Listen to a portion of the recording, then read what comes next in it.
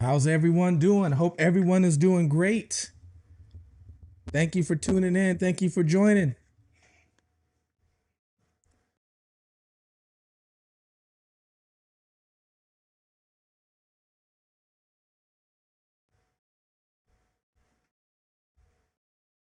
I am just setting things up over here because we are going to go on a journey today. And sorry for the delay. I had to take an important phone call. But today we are going to go on a journey.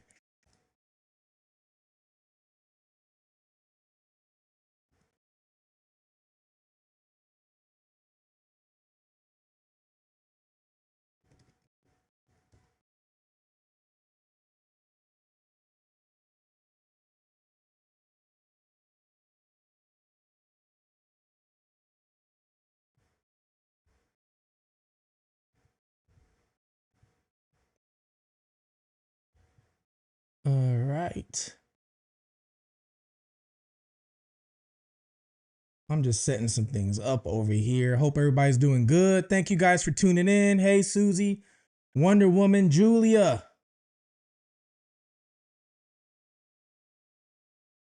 Marie Davidson, Georgia, Angela. Hope you guys are doing great. Becky, Sherry. Finally catching a live. Yes. And we're just now getting started. So you are just in time. Turn it up. Turn it up. Is it too low? Turn it up.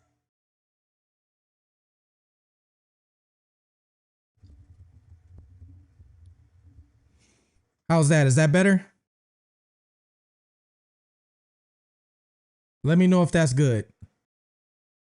Yes, please hit the like.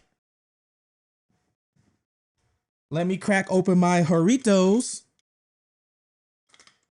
I don't know what you guys know about the Doritos. No, I'm not Puerto Rican or Spanish, but a Doritos.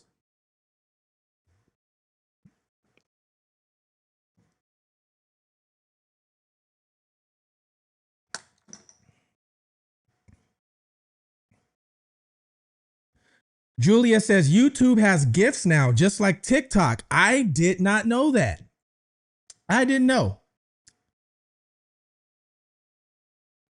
Cardia says, hi there from Arizona. Welcome. Thank you. Now, I am going to drop the link in case anybody wants to call in a few minutes. I will drop the link too. But what I'm going to do right now is I'm actually going to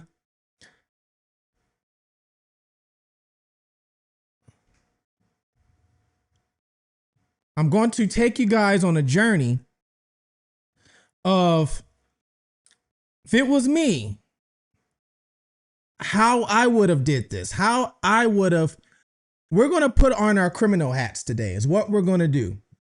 From the beginning to the end, we're going to put our criminal hats on today with the help of the person who I talked to that's who in prison, with the help of him, because that's all he did. He gave me some insights, plus with some things I already know. So we're going to go from beginning to the end. If you were the one taking Nancy, how exactly would you have did it? I'm talking about every little detail, okay? Because if I can put out there exactly how I would have did it, or how, or organization would have did it, then it could be easier maybe for somebody to take what I'm saying and just reverse it.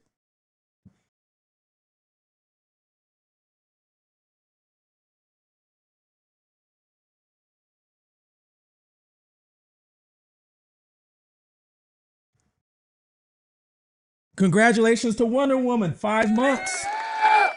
Actually, you were one of the first ones. I think I started it 5 months ago.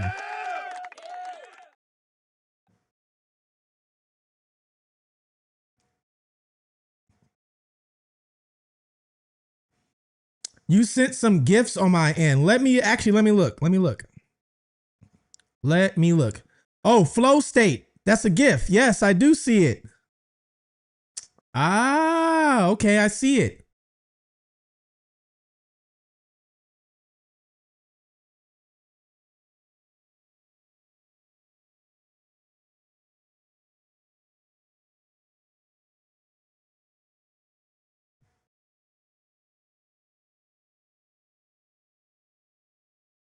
All right, we got 37 view. Make sure you guys hit the like button. Let's let it just a couple more people get in here. Couple more people get in here so we can start it off. Hope you guys are doing great today. Before we start, I want to know, how was your day? Was your day good? At least. I want to make sure that at least you had a decent day. Julia, yeah, they pop up on the screen. On my end anyway, it pops up on the screen. I got to figure out to see if there's a way I can make it like do that on YouTube. I got to figure that out. If there's a way I can make it pop up like everybody can see it. But on my end, I see it. So yeah, when you send a GIF, it pops up.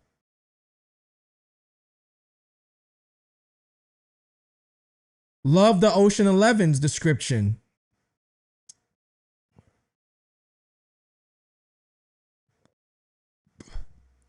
Yes, when I described it was in my last video, I said, think of Ocean's 11. Everybody has a role. Everybody has a skill, which is true. I will buy a t-shirt if you have V. Actually, do I have a V-neck? Good question. I will look. If I don't have a V-neck, I will put one in there tonight. It's funny you said that. Tonight, I actually planned on adding some things in there, like pins, things like that. So I plan on adding some things in there tonight. So I will see if I have a V-neck. If not, then I'll add it. No, you didn't miss it, you guys. You guys are just now catching it. You guys are just now catching it.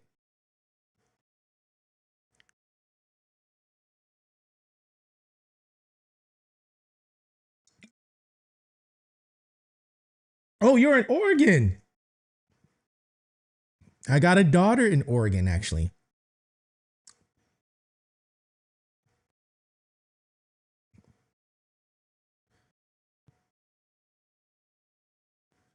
Porsche says, I'm glad that I got to catch you live, Ray Marcel. You're doing a great job. I'm doing a deep dive on all these cases. Shout out to you, supporter from Kansas City, Missouri. Thank you so much. Thank you. I appreciate that. And you guys that are coming in, you're just now kept coming in. I have not even started yet, okay? So, which is great. Because you guys today are going to learn something. I'm going to teach you something today. My day was great. Very busy. I planned on coming on at 8 o'clock, but I couldn't make it at 8 o'clock.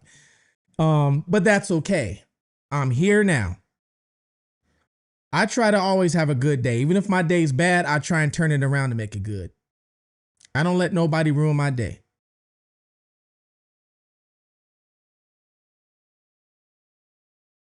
Yeah, so I'm going to take you on a journey today. If you were the criminal and this is something you had to do, okay, I'm going to take you from beginning to the end. All right. And hopefully this information can help somebody either solve something or even give somebody a clue to something. Okay. So I'm going to give you the information from a criminal perspective. If this is something you were planning on doing, if you were going to do this from the beginning to the end.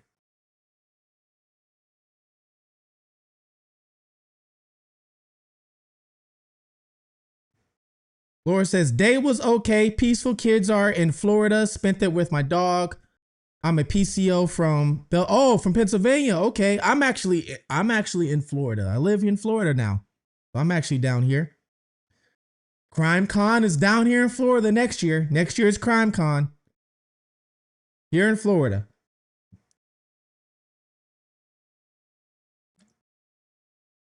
My pineapple Doritos. All right. So let me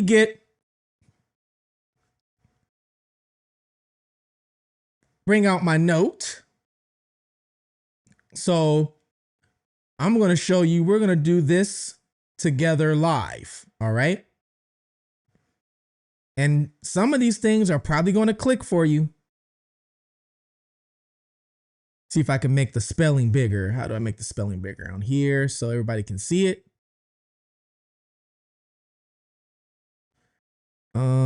Is there a way to, let's see here.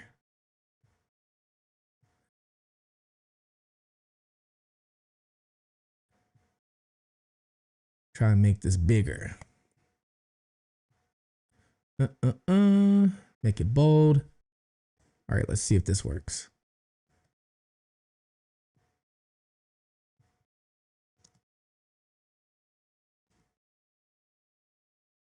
Excuse me 1 minute. I'm in my note on my Mac trying to make the titles bigger because I'm gonna share my screen and show you guys this stuff so that way you guys can see it too in real time, and then we are going to start.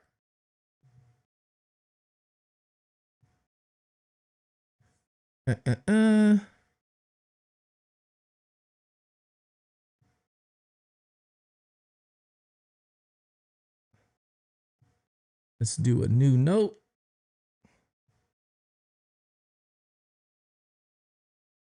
New note. Bam. All right.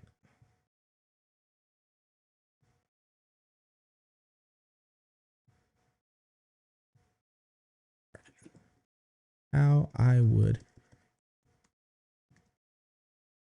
took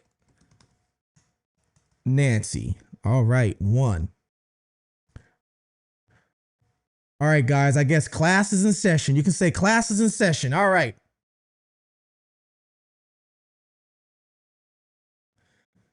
He loves Vegas. Yeah, I go to Vegas like twice a year all the time, but I could not make it this year. I could not make it. Ancana, Peterborough, Ontario. Hey, I know where that's at because I was in Toronto, so I know where that's at. I was in Toronto.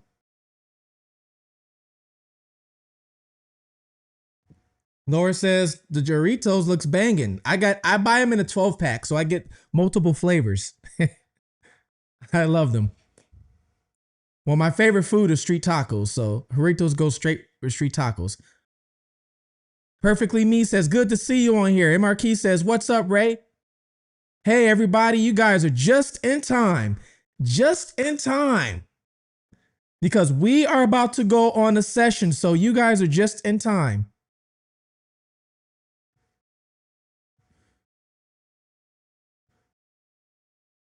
All right, so let me tell you guys and moderators who are in here, okay? I know there's a lot of drama going on in YouTube world between creators, all right? This is not the place for that. So please try not to talk bad about other creators in here. That's all I ask. Just try to talk bad about creators because you'll never see me do that, all right? So please try not to talk bad about creators, all right? So moderators, if you see that, just give them a warning first. Give them a warning, before you start blocking and deleting. Give them a warning first, all right? So please, let's not talk about other creators or nothing in here.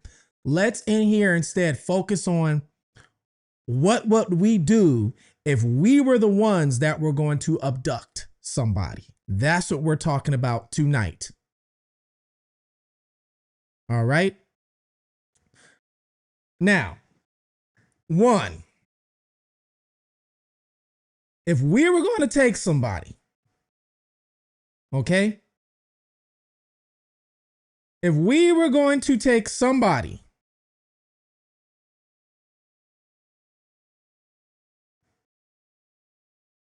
what would we do? What is the first thing you guys think? If we were going to abduct somebody or take somebody, kidnap somebody or anything like that, what is the first thing that we need to do? The very first thing we need to do is get intel. Okay? Get intel. So, if I was going to abduct Nancy, anybody, the first thing I would need to do is get intel. I would need to get information on them. I would need to figure out. Now, let's look at this from two different views. All right. In my last video, I talked to you about the kingpin. The kingpin would be the person on top. That would be the person running the shots, running the orders, and then you have the street soldiers. The kingpin is not on the street stealing. He's not getting his hands dirty.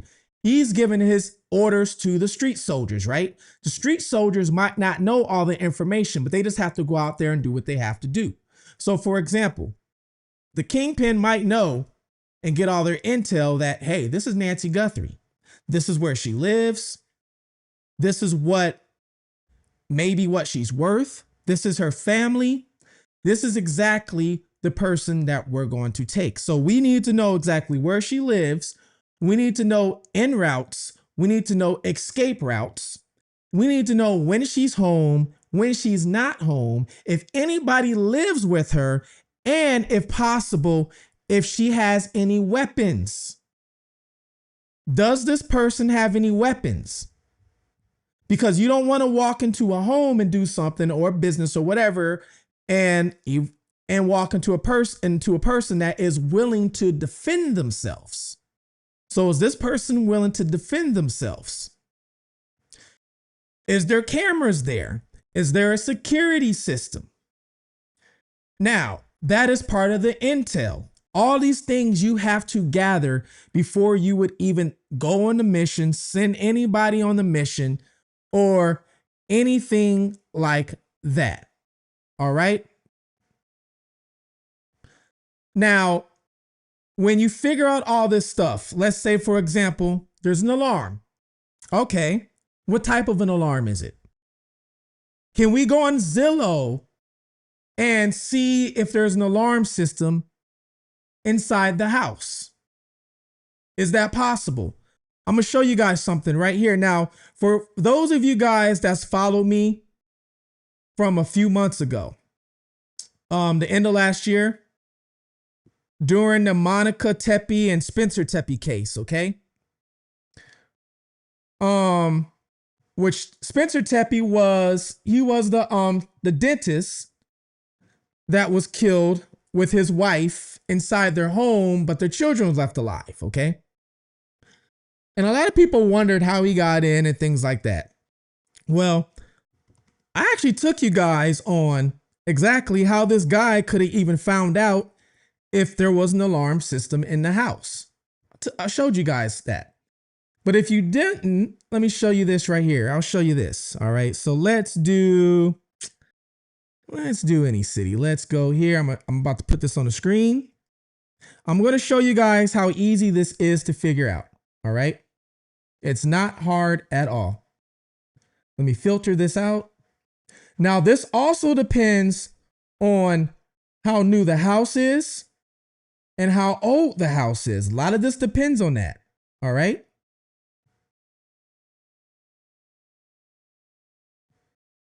So let's go here. Because some people, will put their house on Zillow and things like that and really not pay attention to certain things. All right, so let me show you this right here.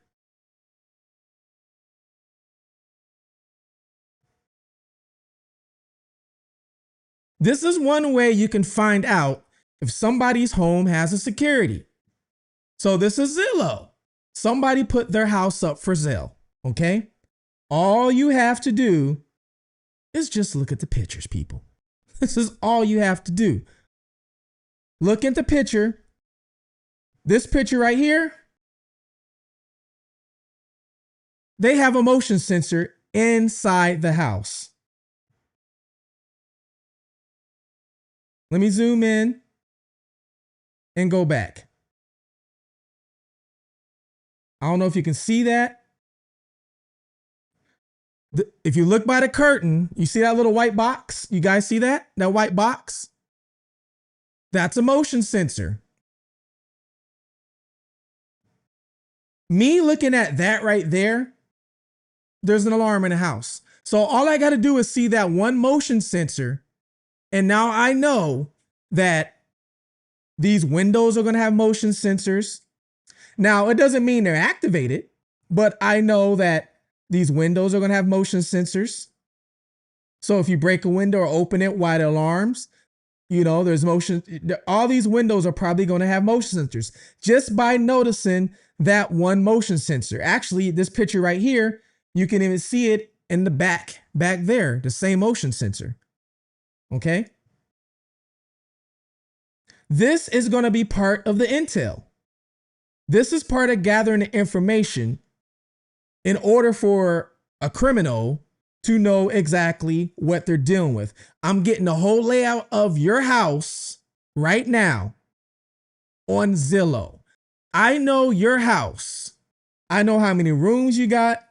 I know your square footage. I know your windows. I know you got motion sensors. I even know you got fluorescent or LED lighting. I know everything just by going on Zillow. You have another motion sensor right here above by the refrigerator. You have another motion sensor right here by the refrigerator. Folks, this is something a lot of people don't think of. The reason why I know this is because when I was locked up, I was in there with a lot of people who committed burglaries. And the ones who were good and staked out houses, this is exactly what they did. This was part of their intel. So if your house was ever on Zillow for sale and you never took the pictures down, they know all of this. Okay? Especially if you got the same furniture, or if you ever thought about selling your house and putting it on Zillow. Now remember, what did Nancy Guthrie do a few years ago? Didn't Nancy Guthrie put her house on Zillow a few years ago? You guys remember that?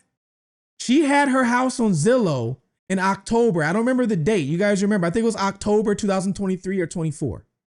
So she did put it up for sale for a quick instant. So when she put it up for sale for that quick instant, then she put all the pictures of her house on there with all the cameras. I'm going to go to her thing on Zillow and we will see if we can find anything just from Zillow pictures. But look, I know everything just from Zillow. I know your master bedroom. I know your bathroom. And most of you guys watching this would not even think about this at all. So now that you know about this, okay, if your house was ever on Zillow, I would suggest take the pictures down. If you ever want to be on the safe side, take the pictures down, because you can take the pictures off Zillow.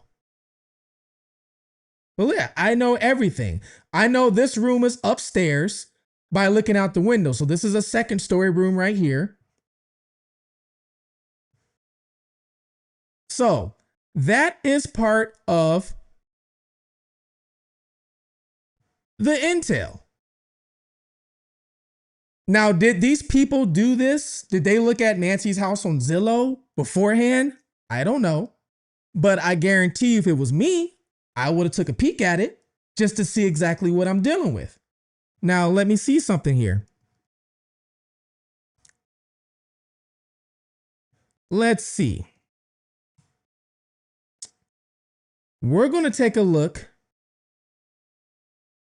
just to see if they didn't take any pictures down or anything.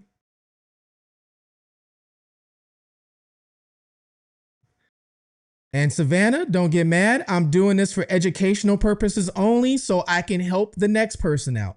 And you never know. This might help solve something. We don't know.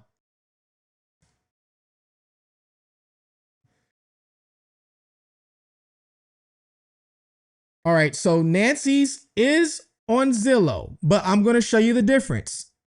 Here's the difference. She's on Zillow, but as you see, there's no pictures, guys. There's no pictures. So you see, they took the pictures off. But when she did put it on Zillow, is it on here? Let's see if it's on the history, because it was on here. When she did put it on Zillow, Did they put the pictures of her house on here as an interior and as in all that information?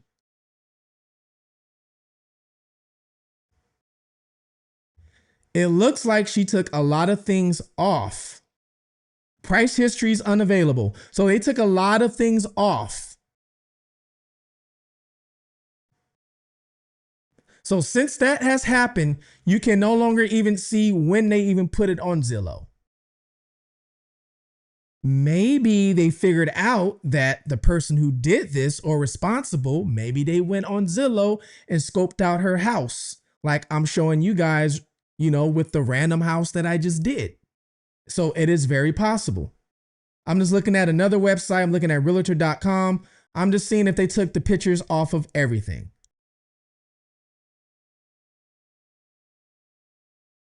Which it looks like they did to a certain point. Now, there still are some images online that still show certain things. There's not a lot, but there's a little. So I'm willing to bet they scrubbed the internet of a lot of these pictures after that.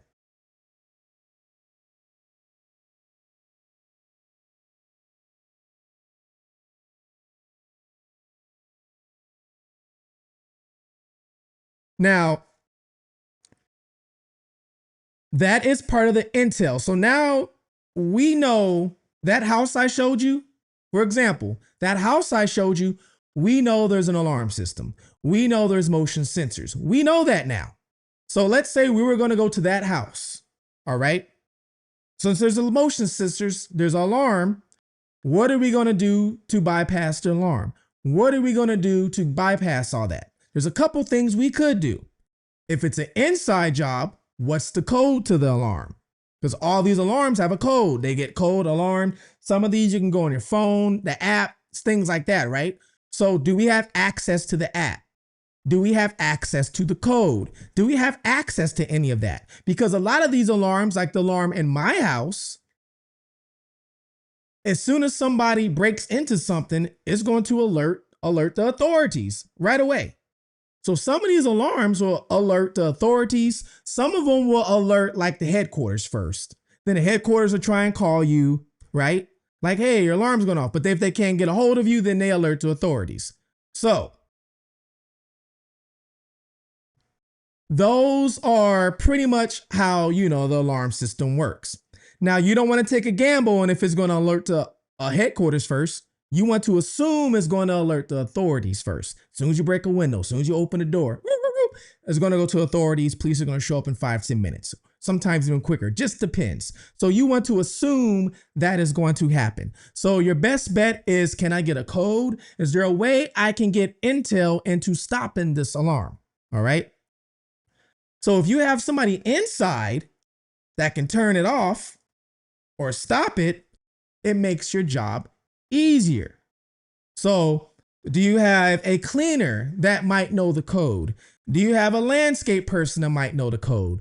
Do you have somebody that knows them personally that's a friend, or they think it's a friend, but maybe that friend has felt like they've been done wrong and they're willing to give up the code? Sometimes even a family member, believe it or not. Now, the guy that's in prison that's doing all that time for abducting people, a lot of his intel came from friends, believe it or not, or a family member. You guys would be shocked of how many people would give you up for the right price. All it takes is one person who's desperate in need of something. Think about the one friend or the one person that might know a little bit of something about you, right?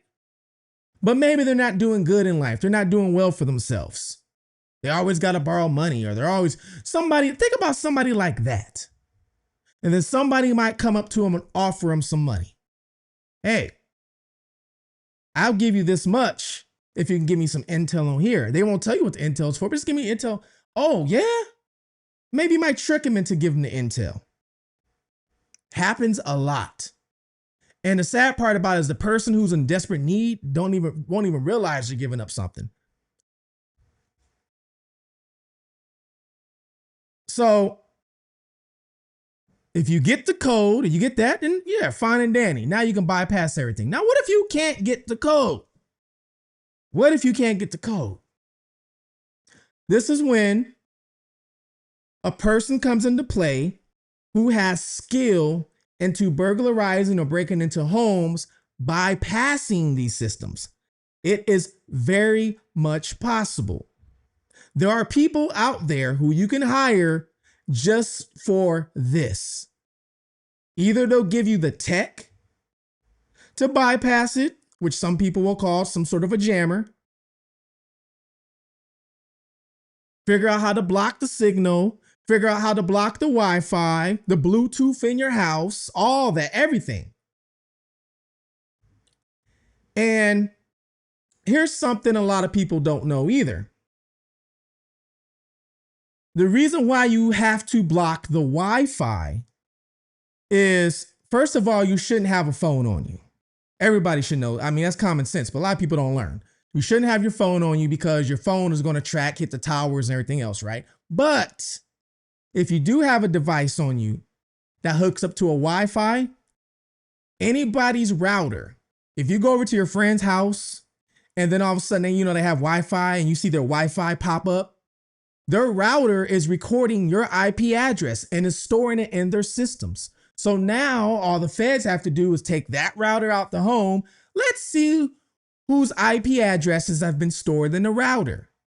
And it's timestamped. So if it sees you and your IP address was stored in a router at, you know, let's say January 11th at 10 o'clock p.m., you're dead, you're caught. You just left digital DNA. Why is your IP address stored in that router? A lot of people don't know this. So you have to figure out how to block the signal for the router, okay? Now, I'm not going to give intel on how to do that. But that is one of the things you have to do. Julia says, are people able to get into the house the same way people can start a car with a key fob? It's like an antenna thing where they can use the single of a key fob. So I get what you're saying. So some people don't know this.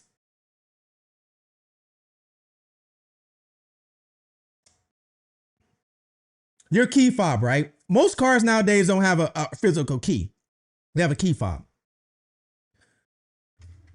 They have what is called coders, all right, or copiers. What these people will do. Now, for people who live in apartments, you are a little more safer in apartments, okay, to a T. If you're on the first floor, not so, but on the second floor, you're fine. Houses, this happens a lot with houses, all right? People usually will park their car in the garage, you know, and then you walk through your garage to the kitchen. You have a key holder. A lot of people have a key holder. Put their keys right there in the garage, you know, and the key's sitting right there. A lot of people have key fobs now. Well, a lot of people will do now late at night is they'll have these copiers, okay? Scanners. All they have to do is walk in front of your garage and be within your front of your garage within a certain amount of feet with that scanner. And that scanner will scan your key fob and copy all the information from your key fob and store it. The same way people can walk by you and copy the information off your credit card if it's in your back pocket or your purse and it's not behind one of those protective shields. All you gotta do is walk right by you or bump into you, and now they copied all your credit card information. And the people wonder how their credit card and debit cards, you know, how did that happen? Somebody maybe walked by you with a copier scanner and you didn't have one of those, you didn't have it in a wallet that has the protection on it. Same thing can happen with a person's key fob. I don't know how many feet the fob has to be from the scanner, but if you're one of those people that park your car in the garage and your key fob's hanging up right next to the garage on a thick copier, it can happen to you. Now, the good thing about this is your car is in the garage, right? So if it's in the garage, obviously they can't take it. But if your car is outside the garage, you know, then yeah, all they got to do is go back. They copy your fob now. They got information. Now they come back to your home, jump in the car, and take off. No windows broken or nothing, and they're gone. Now, when it comes to your home, depending on your home, some of the stuff can be copied. It just depends. Your garage door opener can be copied if the person knows what they're doing. So if you got one of those mechanical garage door openers, it can be copied if the person knows what they're doing. If you have almost like a fob, like a one of those cards, you know, sometimes usually if you're like live in a gated community, you got to pass the card by the scanner. Those cards can be copied to at least get through the gate to get to your home. So there are some things that can be done, like what Julia just asked.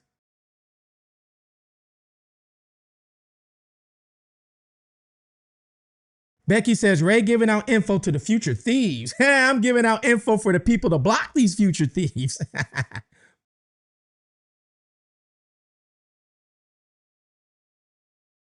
Good to know how people steal so you can keep yourself safe. You are correct. A lot of this information, a lot of people don't know, especially if you're not out here thieving, right? Now, a lot of thieves do know this stuff. They don't know how to get the equipment, but they know they can do it, but they don't know how to get it, you know? But a lot of people who don't do this and don't think about this, because an average citizen is not going out thinking about stealing nothing, right? So you're not really thinking about how can this happen until it happens to you. You're like, oh, wow, I didn't know that. All right.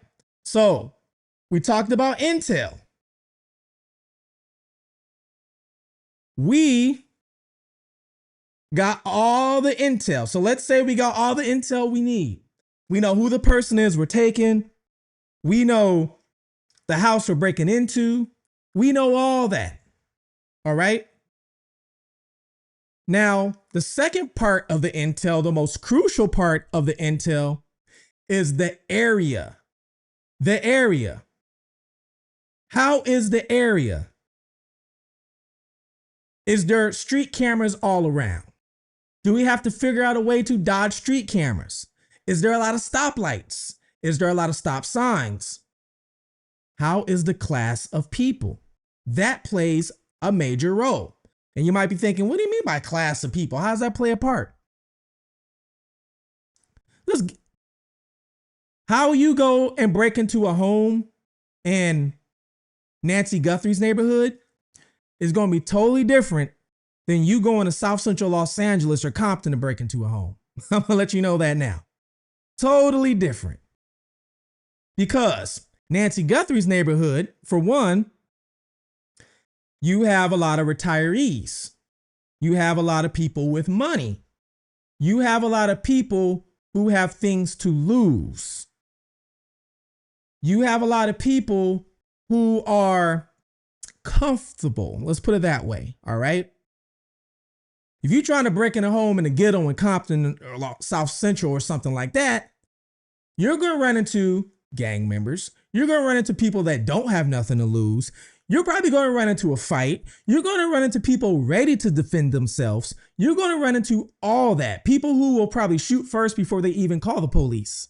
So it's a whole different scenario of this area compared to that area. So you need to know the class of people that you actually are going to. Hey, Michelle. Hey, Michelle. Hope you're doing good.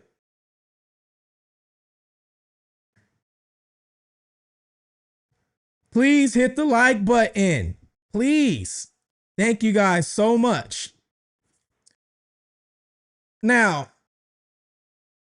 that is part of the intel, and that is actually a crucial part, knowing the area. Once you know the area, how are you going to get in, how you're going to get out, even maybe if you can figure out also law enforcement, how they patrol the area. How do they patrol the area?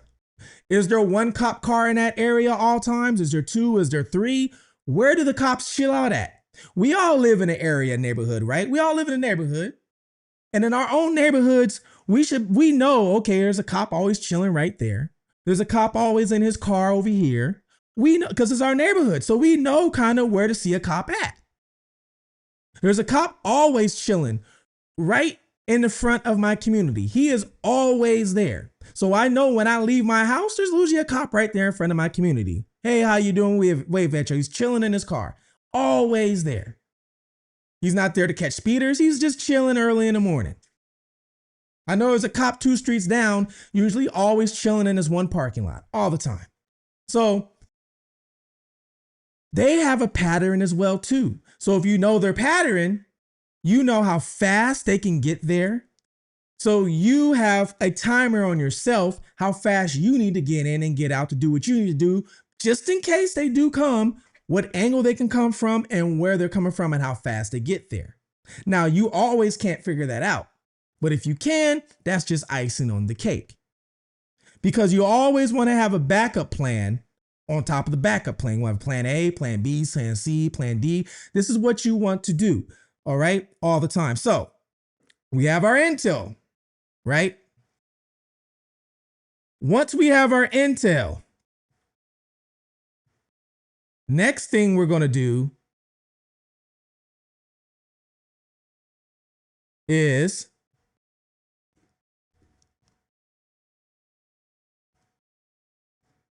let me make this bigger so you guys can see.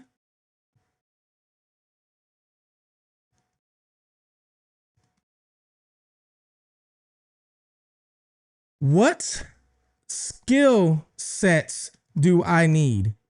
Why is it so small? There we go.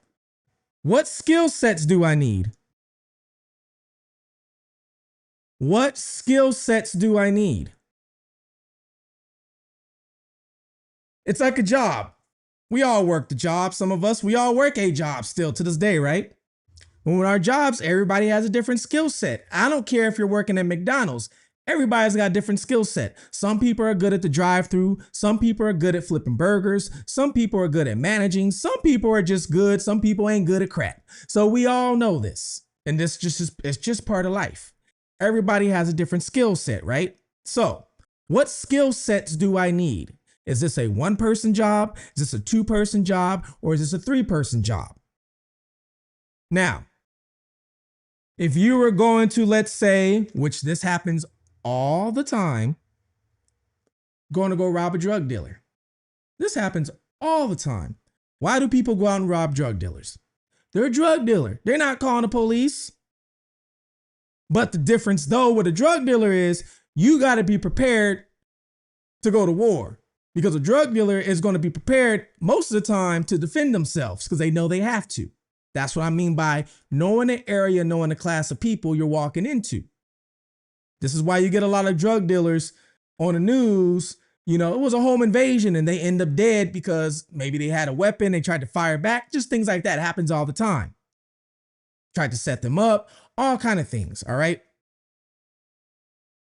If you were going to go do that, the skill set you would need would be different a lot of times than a skill set you would need to either just burglarize a home or to kidnap somebody. Because you got 3 different scenarios going on here. You're going into a drug dealer's home. First of all, most of them got some sort of hidden department or a safe. Unless you know the code to the safe, then that means you got to run up in the house and take somebody hostage. Unfortunately, then you got to make sure you can get them, open it up, and all kind of hell can break loose, right? But you need somebody who's ruthless. You need people who are aggressive. You need people who aren't afraid to do the dirty work and aren't afraid to get rid of somebody at that instant is what you need. And that is a skill set because not everybody can do that. All right. So you're going to need those type of people. If you're going to go just burglarize a house, that's a different story. You might not need somebody who's aggressive. You might not need somebody who's going to terminate somebody. You just need somebody who is, let's say, swift, quick, can move in the shadows, knows how to get in and get out. Different type of skill set. You're going to go take somebody now. That's a whole different avenue as well. So we're going to go, remember, what would we do if we were taking Nancy? What skills do we need? We're going to need more than one person. That's off the bat. Now, I've been telling you guys from the start, since this happened, I've been saying this is more than one person. I've been saying that from day one. This is more than one person, okay? That ransom note that they're talking about now, think about the wording. Now we have proof that most likely it is more than one person. Because in that ransom note, they used the keyword we. They didn't say I or me. They said we in the ransom note. It says we.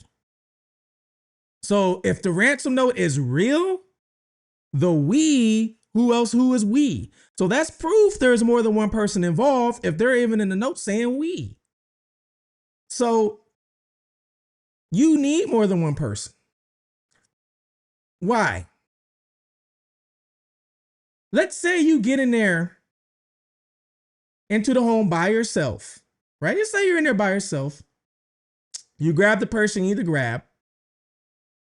You take them out to the vehicle. And they're in the vehicle, right?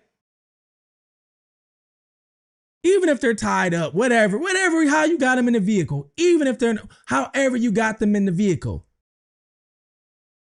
But you got to drive. So while you're driving, who's watching them? Who's keeping an eye on them? Because if you want to be on the safe side, you got to have an eye on them. Because you're driving. You're so busy looking in your side mirrors, making sure there's no police behind. You're so busy doing all that. And you got them in the back kicking, screaming, whatever it is. So you have to at least have a second person to make sure they are taking you. You have to. Unless you're really dumb and you don't know what you're doing.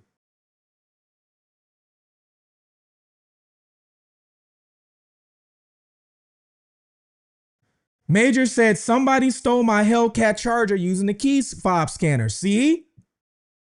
Right there. Somebody stole his Hellcat charger using the key fob scanner.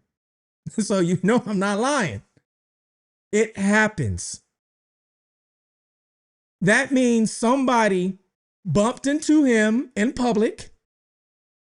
And he wasn't, he could have been getting gas station, whatever. But they bumped into him. He got in his car. And they could have just followed him home. They could have went by his house or her house, whoever it is, and scanned it, just like I told you guys, or valet parking.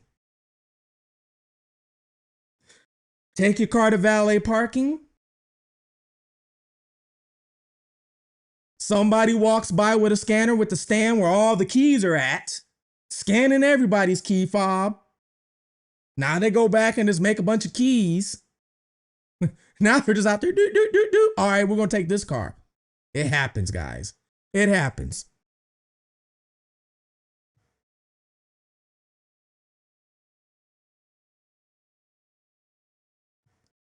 MRQ says, thank you for this class in criminology prevention. I am already sending out info removal letters to real estate agencies. I am glad that I can help at least one of you guys out. I am glad that I can help at least one of you guys out.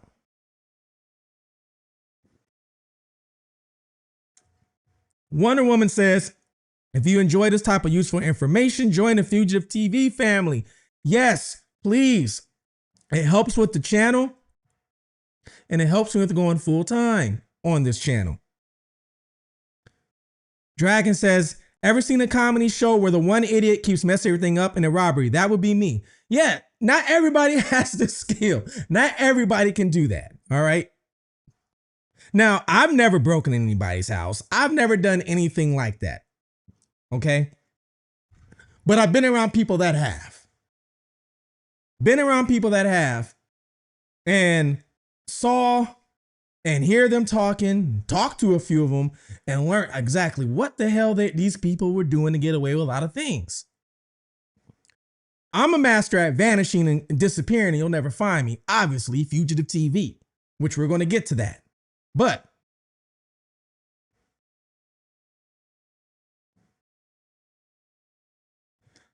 Porch Guy couldn't have driven with those boxing gloves on.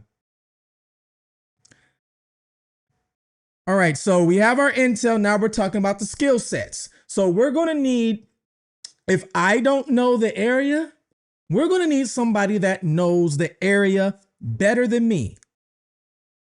Who knows the area better than me? Who can get in that area really quick and out? Especially when you're talking about abducting or kidnapping somebody. This is not just going in the house and burglarizing and taking your grandma's china. This is talking about taking your whole grandma.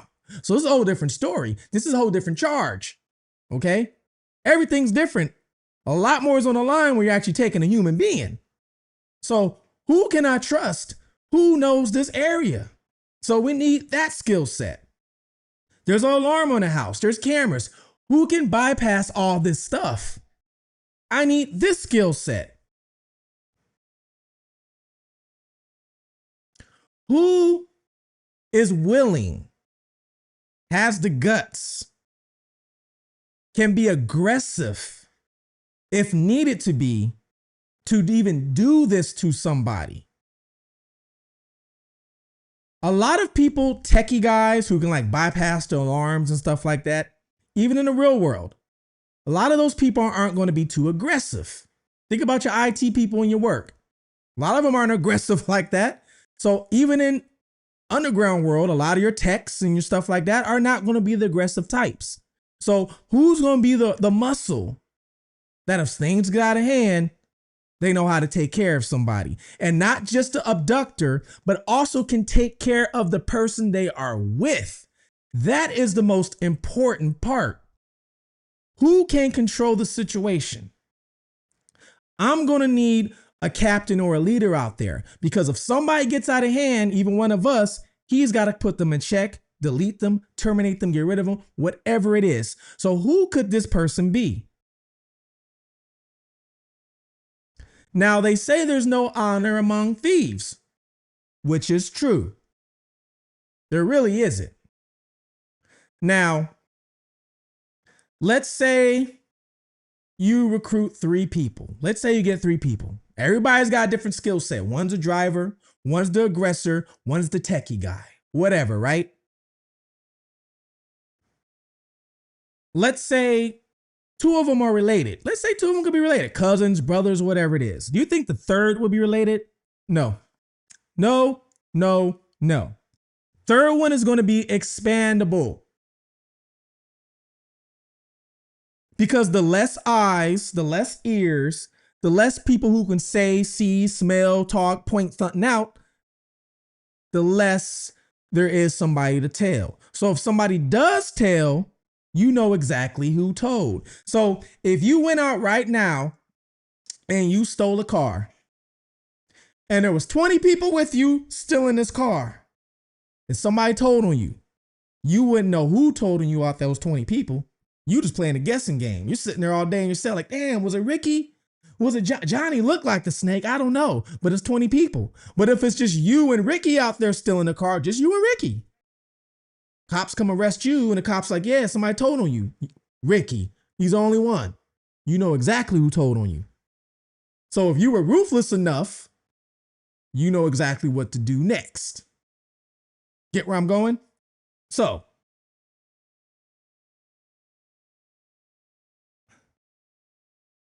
Madison said, someone stole my Bentley with the key fob trick.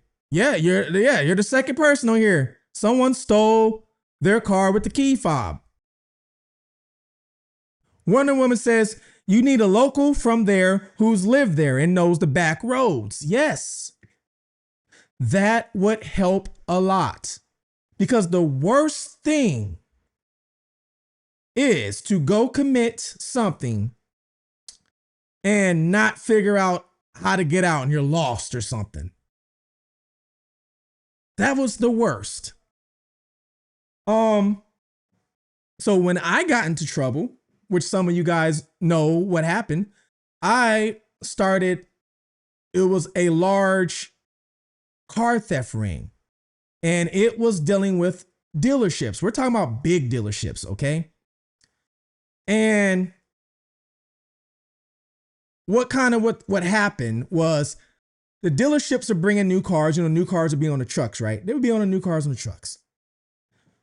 What we were doing was grabbing these cars from the trucks, but they weren't like on the truck. They would like take the car off the truck and drop them off at the dealership, but they would be in a certain lot. Like they wouldn't be on the sales floor lot yet. All right. So what we would do is go take these cars. Now, the way it was for us when we were doing it was the dealerships were in on this. So they would have a key hidden somewhere where only we knew the key was at. We would go late at night, take the key, jump in the car and drive off. It wasn't no hot wiring or nothing like that. That was how easy it was. Then we had a route that was planned out. Now this was before, because this was what, how long ago was this? 2000-ish, 2-ish. So this is a long time ago, guys. So this was before you had cell phones with your GPS on it. This is before all that. This is before cameras really was on. I mean, there was a little bit, but not a lot.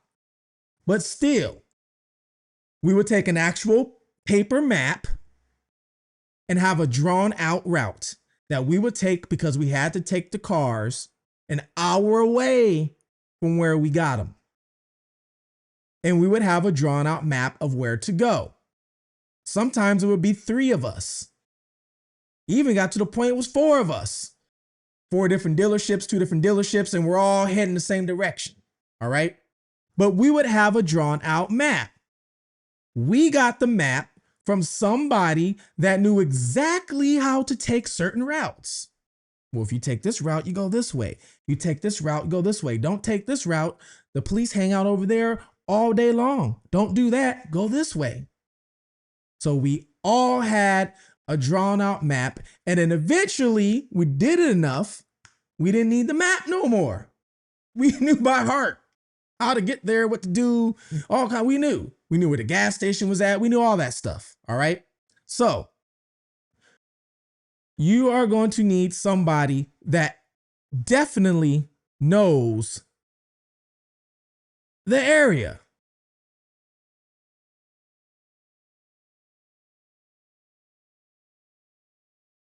Guilty of Crime, stopping by to show some love. Thank you so much. You guys go support Guilty of Crime. Guilty of Crime is good. I actually, when I'm doing my research, I actually turn on Guilty of Crime and I'll have Guilty of Crime playing in the background while I'm doing my research just to get her, views and things like that. So thank you so much for stopping in. Right now, what I'm doing is I'm giving these people a point of view as if from a criminal point of view, if you're going to do something like this, like abduct Nancy Guthrie, this is exactly what you would do. So if I'm putting this out here, this way somebody can maybe look at this, maybe trace these steps and figure something out. So go follow Guilty of Crime.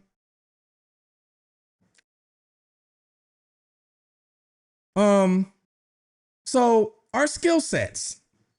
We said first we would need intel. So we need the intel on the place.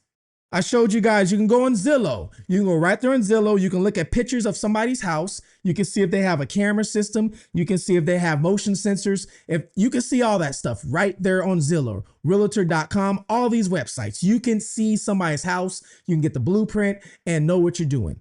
Okay. You have to know the area. What kind of area is it? Is it rich, poor? What kind of people you're dealing with so you could be prepared. Now, what skill sets do you need? Do you need somebody to bypass the alarm? Do you need somebody to give you the code? Do you need somebody that's going to show you the area pretty good? Now, where are you going to get these skill sets? Where are you going to get these skill sets? Now, you guys know Chris from the interview room. My last video, I broke down his theory of the park by Nancy Guthrie's house. I broke that down, everything. So if you guys don't know by chance, Chris from the interview room went to Tucson, all right? And what he did was he discovered that there was a park right next to Annie Guthrie's workshop. This park was filled with people who were doing drugs, and it was homeless people in there, okay? So he had the theory of, could have somebody from that park been, let's say, porch guy or done something with Nancy, all right? Now, here's the thing. Because somebody from the park would have done something like that. Now, if I was in charge of this operation, okay, would I recruit somebody from that park? I would recruit somebody from that park. But let me tell you what I recruit them for. Whoever I recruit from the park or any park, if I go to any neighborhood and I need just an extra body to do some extra type of stuff, I'm going to make sure this person is expandable. I'm going to make sure this person is not important. That if something happens, nobody's going to be missing this person. There's going to be no missing person reports. Nobody's going to be calling, where's Johnny? Where's that? None of that's going to happen. I'm going to make sure I get somebody, if I need an extra body, that is expandable. Nobody's going to miss them. Now, 2 reasons why I might recruit somebody from a park like what Chris said. The first reason, which I told you in the video, how porch guy, how all that stuff on, people saying from Walmart. First of all, I wouldn't have bought anything with anything. I'm not leaving no paper trails, no credit card trails, or nothing like that. We're stealing. We are stealing. I mean, we're already going to go steal a human being. So why would we start with buying something? It wouldn't make sense. So we are stealing. I'm going to recruit this person who's maybe a drug addict who steals anyway. Now, I'm not saying all drug addicts steals, but we all know a lot of us once in our life have purchased something stolen, probably from a crackhead. Hey, I got this TV for $200. Oh shit, I'm gonna buy this TV. That TV $500 at Best Buy. It's brand new. Oh, let me get that. You ain't asking no questions. It's called the fell off the Best Buy truck special. We all seen that. And a lot of us has bought that stuff before. I ain't gonna lie to you. I got my first, what was it? Not LED. What was the TVs that came up for LED, the liquid TV, whatever it was? I got my first TV that way. I didn't ask no questions. I plugged it up to the side of the wall at work. All right, here's your $150. Let's go. 200, whatever it was. Let's go. So a lot of them are already going and doing this anyway. We would call them, when you live in the hood, boosters. We call these people boosters. So if you know a booster or something like that, some of them do these things. They be in the park, some, you know, and then you even have your higher class boosters. They might live in a nice house, but they're stealing stuff and selling it. They have different levels to it. But I would recruit one to go in Walmart and steal the stuff I need. That could explain why the gun holster did not fit the gun. It could explain why the gun holster did not fit the gun. I would just have them go in there and steal what I need. I need this. I need that. I need this. And I need that. And I need this by this time. And for that, this is what I'm going to give you. I'm not going to do it just with anybody, because not anybody can go do that stuff. Some people, you know, they're going to get caught. I would do it with somebody. Hey, you stealing? You boosting? You stealing? You stealing? You boosting? What you doing? Yeah, you gonna run into somebody. You boosting? You stealing? You're gonna run into somebody that's gonna tell you, yeah, I do. Yeah, what you need? What you need? All right, this is what I'm gonna need. And you're not gonna write it down. You're not gonna give them a list. You're just gonna tell them.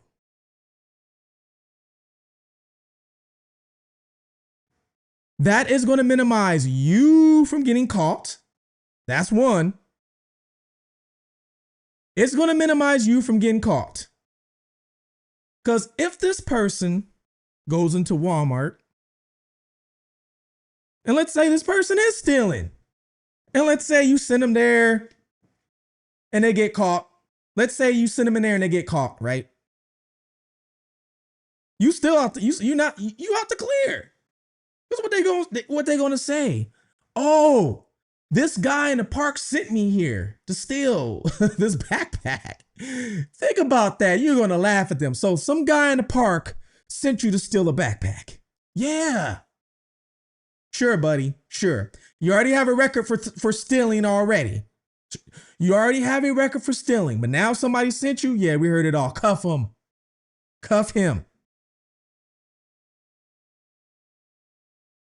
So I would definitely recruit somebody out of the park to go steal the merch that I need. I need this. I need that. Could you get this for me? I got you, bro. I got you. And then they're on their way. And you give them a time limit and you make sure they have to be back by a certain time. And you're not there waiting for them. No, no, no, no, no, no, no.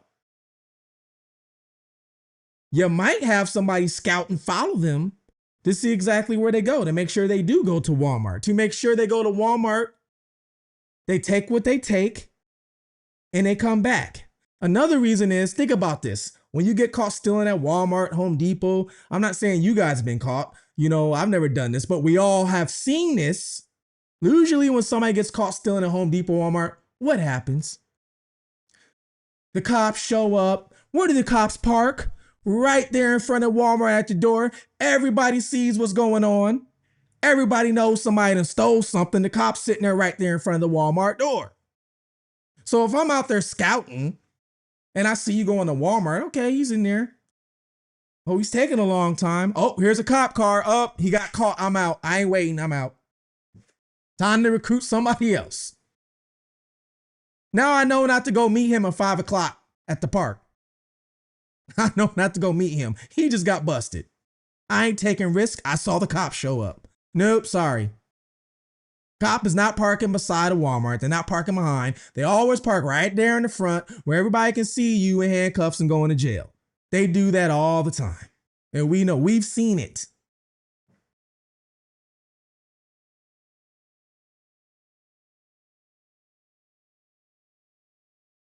So, I will recruit somebody out of there for that. Would I recruit them to be on the scene? Possibly. But like I said, they have to be expandable. Meaning, these people are going to be the ones who, how they say, prop the door open. I need this back door open propped. I need you to help me carry Nancy out, or whoever it is. I need an extra body. I need you to do some heavy lifting. Carry this out for me. I need you to do the dirty work. So let's say you have 3 individuals, because I believe that there was no less than 2 or no less than 3 people and no more than 4. 3 to 4 is what I think. And I'm firmly believing on the 3 number. Okay. So we have Porch Guy, which we all see. If we think Porch Guy is real and not made up, we have Porch Guy. I think somebody was already in the house. Why Porch Guy? And I think somebody was already in a vehicle waiting. So you have the skill set of the driver, which knows the area. You have the skill set of the tech guy that might know how to bypass alarm systems and things like that. Then you have the aggressor or whoever it is inside the house that's doing what they need to do. You might have a 4th guy just to help carry some stuff out or to do some things that need to be done, some extra cleanup work or something like that. So those are your 3 skill sets that you need. So we got the intel. We got the skill sets. And let's say I did hire somebody from the park, hired somebody to steal some merch for me. All right, cool. I got my merch from them. Great. Bam. What happens to the guy that stole the merch for you? What happens to that guy? What do you think happens to that guy, guys? He's got to go. He's got to go because we know those people will tell. We know they have big mouths. We know all it takes is somebody coming by offering to write something. It don't even have to be money. It could be narcotics, whatever it is. Hey, I got this for you. It can even be a place to stay for a couple nights with a hot shower. Has anybody come around here Anything funny? Oh yeah, this guy came asking for if we could steal a backpack. Who was it? He's got to go. He's got to go. He's expandable too. Got to get out of here. And once he does the stealing for you, now he's like, oh, okay, yeah. And then you ask him to go on a second mission, wherever it is, and bam, he's done. Now, we know how to bypass the system. Let's just say we know how to bypass everything. We have the equipment, we have the jammers, we have the trackers, we have the person that knows the back roads. All right. We know that for some reason, even if you go on a camera on Tucson and Foothills, the cameras don't record for some reason, is what they're telling us. I don't know if it's true, but that's what they're telling us. Now, do I want to trust in that system? No, I don't. The car, where does the car come from? People, where's the car come from? Are you renting the car? Are you using your Uncle Tom's car?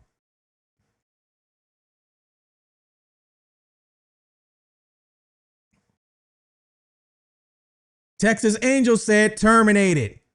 Yes, they got to go bye-bye.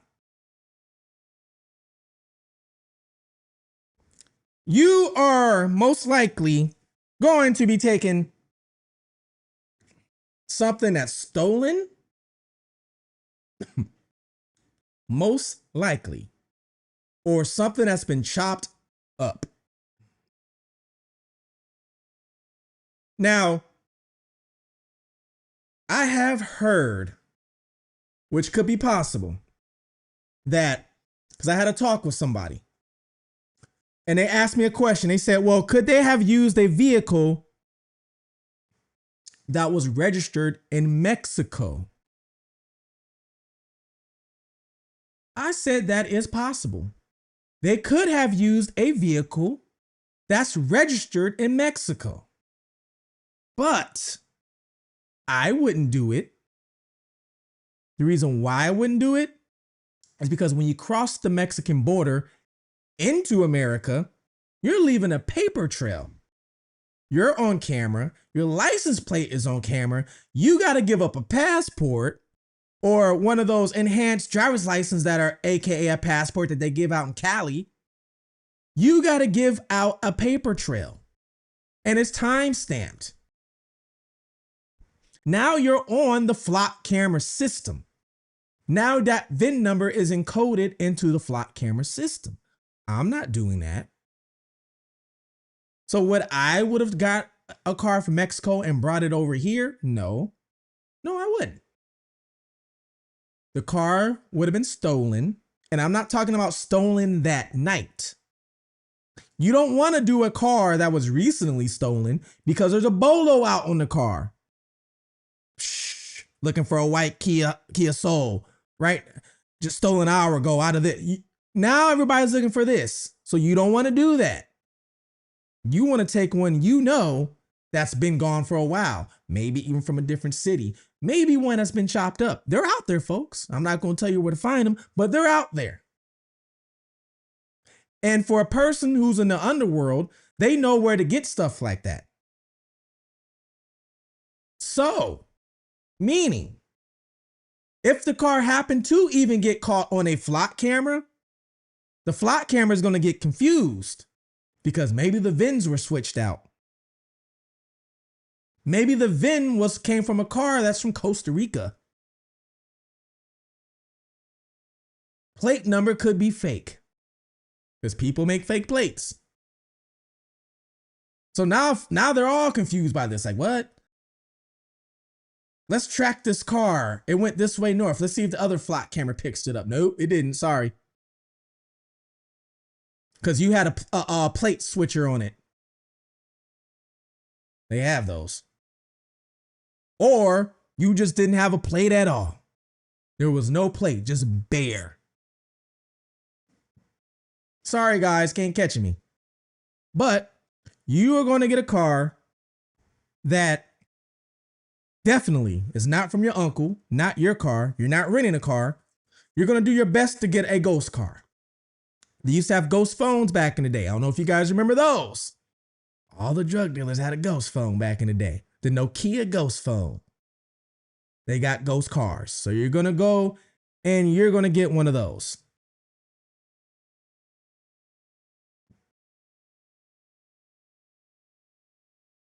So Callie says, wonder no one needs your private info on license. I do not have that. Maybe Greyhound here is more busy now. Back in the day, Greyhound, I don't know how it is now. I don't know how it is now because I haven't taken a Greyhound in forever. If any of you guys took a Greyhound lately, let me know. But back in the day, you didn't even need a ID to get a Greyhound ticket. You guys know that? You did not need a Greyhound ID to get a Greyhound ticket. The reason why was when people got released out of jail or released out of prison and they got to go home, especially if the prison was out in the middle of nowhere, a lot of times they would take them to the Greyhound bus station. Back in the day, you didn't have no ID. You just got out of prison. So Greyhound just have to take your word for it. What's his name? John Smith. All right, thank John Smith. Here's your ticket. If you go to Vegas and you ever go to the Greyhound bus station, I don't know if it's still there, but the Greyhound bus station used to be right off of Las Vegas Boulevard. I don't know if it's still there, but the Greyhound bus station was literally a few blocks away from Clark County Jail. So if you ever went to the Greyhound bus station, you see a lot of people in the Greyhound bus station that just got out of Clark County Jail. Just got out of jail. They ain't got no license or just got out for doing something stupid. Now they got to buy a ticket to get back home because they can't get on the plane because they don't have no ID. That's how it used to be. I don't know if it's still that way, but that's how it was. That's how the prisoners transport still in Cali. Yep. Yep. Becky says, yes, criminals change plates like the Tepe case. Yes, I forgot he changed place or changed his plates. I forgot about that.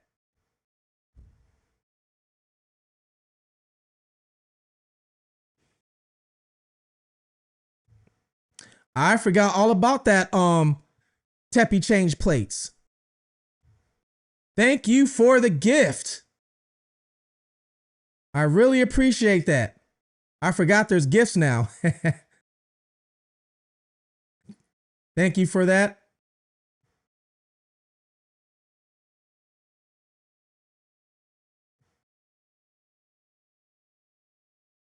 So we're going to take our car. We're going to steal our car, whatever it is. This is going to be our car for the day or for the night. The plan is not to have this car forever. The plan is not to bring this car anywhere that you might be leaving from. Let's just put it that way. Maybe you have to meet up to get this car somewhere. You want to leave. You want to not leave the biggest trail ever that somebody can find. Let's just put it that way. All right. So we get our vehicle. Somebody's a driver. Somebody's waiting down the street. Somebody's a tech guy. Somebody's blocking all the Wi-Fi. Somebody's blocking all the cameras. Somebody's doing what they got. You got the aggressor guy who's handling things, maybe tying somebody up, whatever it is. You might have that extra body that I talked about that came from the park. They help carry somebody out or do what they have to do. All right.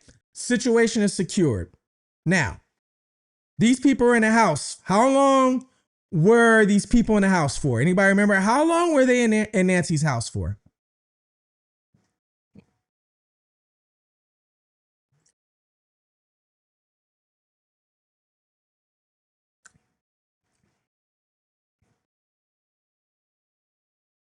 Torch the car. We're going to get there. We are going to get there.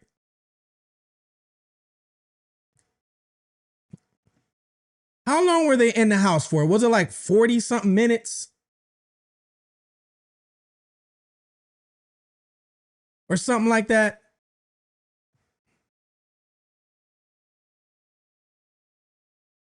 "47 minutes.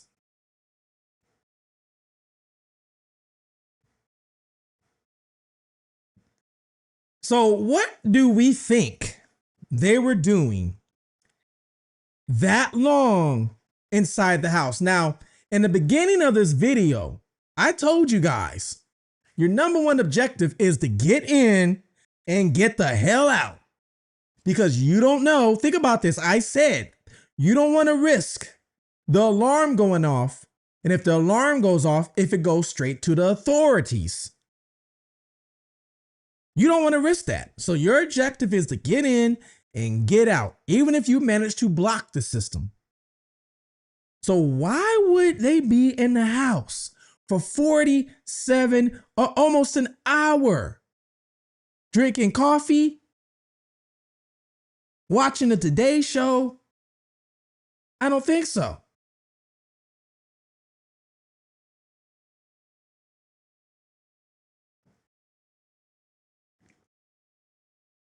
Procedure. Was there a plan already for them to be in the house for this long?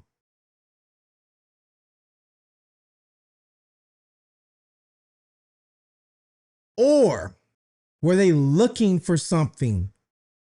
Was there something inside the house that they were trying to find? Were they looking for something? It's not a small one-bedroom apartment. We have to remember there's a guest bedroom back there too. Did they go in? Have you noticed nobody's ever brought up that these suspects ever go in the guest bedroom and do anything? You notice nobody's brought that up? Did they ever enter the guest bedroom?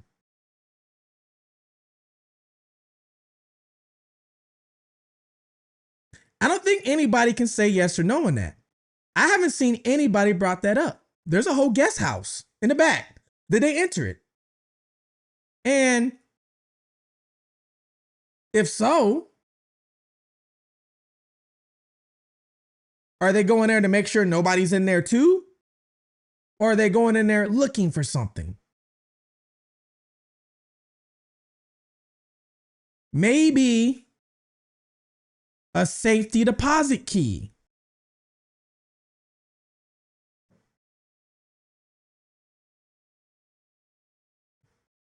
So Callie says, camera taken down from that roof weeks later. Yeah, there's a whole guest house in the back of her house. But they never mention that they ever break into the guest house. They never mention that.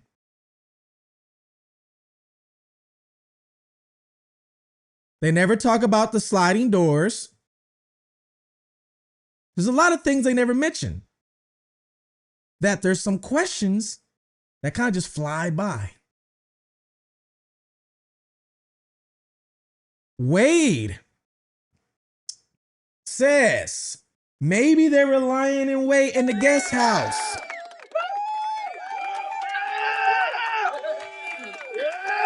Wade is thinking. He's got his thinking cap on. Wade. Funny you said that, because the next thing I was going to say was, how would they even know when Nancy got home that night? Remember, she was gone. She went to help play games and eat dinner and everything else. So was it just the luck of a draw that they're like, oh yeah, we're going to go Saturday night and get her? Or were they following her the whole time? Did they know she was at Annie and Tommaso's house? Did they know she allegedly took an Uber to the house? Do they know that Tommaso dropped her off at home? Was somebody following her? And was somebody already there at the house? Remember, she was gone from the house for hours. So that's enough time for somebody to be in the house. That house is huge. Remember, they said she didn't have the best movement. So I highly doubt that she went into her house when she got dropped off, went and checked every room, and went and checked every bathroom, and went and looked at the guest bedroom, went and looked by the pool. Most people don't do all that. They just go in their house late at night. You know, for her, it was probably late. Get dressed, get ready for bed, maybe talk on the phone, whatever it is, and relax. Most people don't check all this stuff. It's like most people get in their car and don't check the back seat. Even though we all seen the movies where people get in the car and get ready to drive and somebody gets you from behind. Nobody still checks the back seat though. So most people don't even check their whole house. So how do we know? Not one person followed her around to see where she was at. And then, hey, Nancy's coming back. We don't know.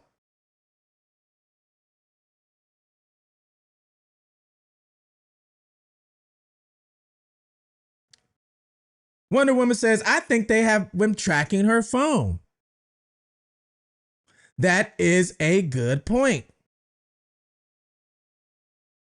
Shoosh. What a name. She may have had money in the house. We don't know. They never said what was in the house, right? They never said what was in the house. We don't know. But they were in the house for a long time. Meaning, guys, these people were comfortable. These people were comfortable. These people they knew nobody was going to come and interrupt them. How would they know that nobody was going to come and interrupt them to be in the house for that long? Like I said, if you're a criminal and this is something you got to do, you have to be ready for all situations, and you have to be ready to get in and out quickly because you don't know. So what made them be so comfortable that they're staying in this house for that long, allegedly, before they even left?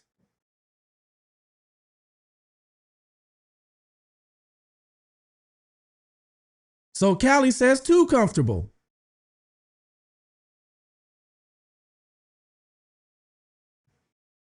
Marie says, did the criminals tap Nancy's phone? Anything's possible. Think about it. They got through her. So far, we ain't got no video of them. So if these guys are smart enough to do this, who knows what they're smart enough to do? Who knows the skills their tech guy had? IT guy. There was a tech guy involved in this. So who knows the skills their tech guy had? Now, I'm not the best with signals. I'm not the best. But I was talking to somebody who does with signals of communication. Okay? And they were telling me that there's some signal that these guys were able to, I guess, get not detected. And they're trying to figure out how they did this. So that means there was somebody sophisticated enough on the tech side of things to make all this happen.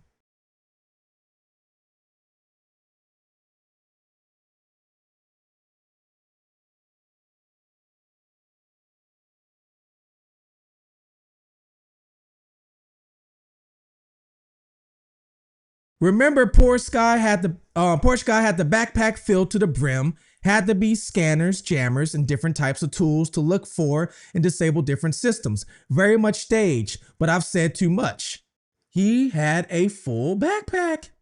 So what? And I mean, yeah, the backpack was full to the brim. So obviously the man has some sort of tools in his backpack. What was these tools for?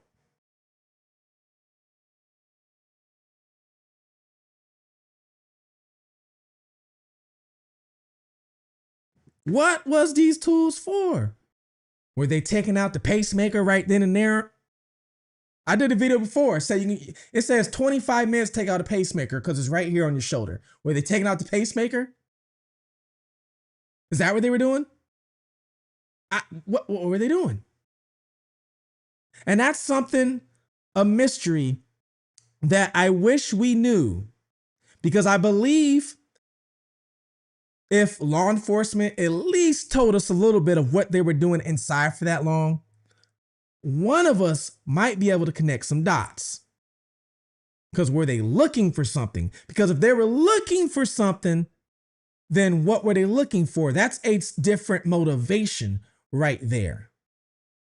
Did Nancy know something she wasn't supposed to know? Was there some documents in there that was kept that she was keeping? You know, what exactly were, so if they were looking for something, then that gives a whole different type of motivation. All right. So You got your people, you're inside the house. Now, me, I would have had somebody follow Nancy around. That's what I would have did. I would have had somebody detail her is what they call in the feds terminology, detail on you, meaning they're going to follow you around. They're going to follow you when you go to Annie and Tommaso's house, meaning they're probably already going to know that where Annie and Tommaso live. They're going to know. Okay. They're going to follow you back and might have somebody, if not at the house already, at least close by at the house. Hey, Annie's coming, or, they're dropping her off right now. Because how do these people know? How do they know that nobody else was in the house with Nancy? Nobody's never asked that question. How did these guys know that Nancy was going to be by herself? Just think about them breaking into the house right now and her grandchildren was there, and just think about that. She has a garage and parks in the garage. One car. That means another car can come and park in the garage too if they want to. So how would they know that Nancy was by herself, that nobody else was there that night, going to sleep or whatever it is, sleep overnight? How do they know? Intel, guys, goes all the way back to one. Intel.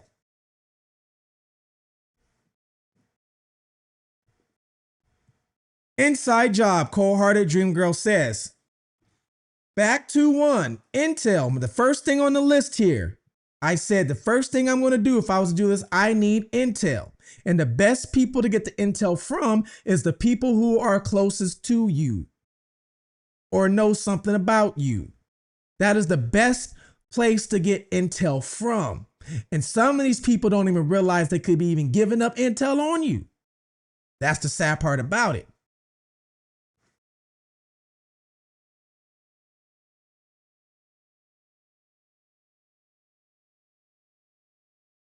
Just checking my email real quick.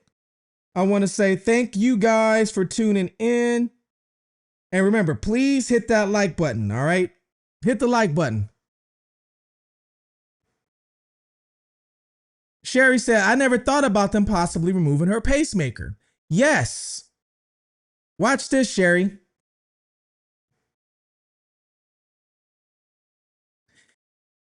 I will show you something.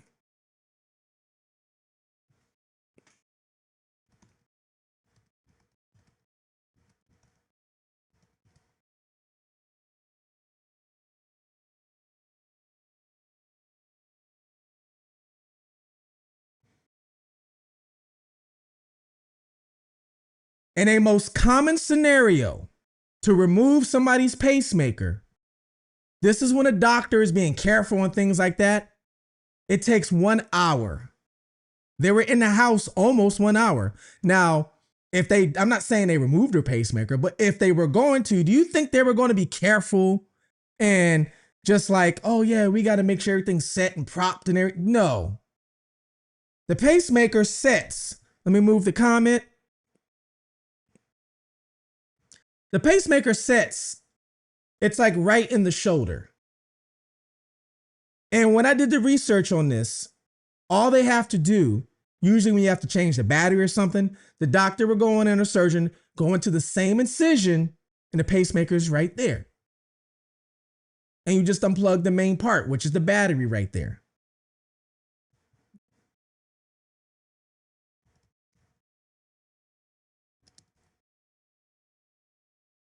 Now, like I said, I'm not saying that this happened, but the thing is, we don't know what happened.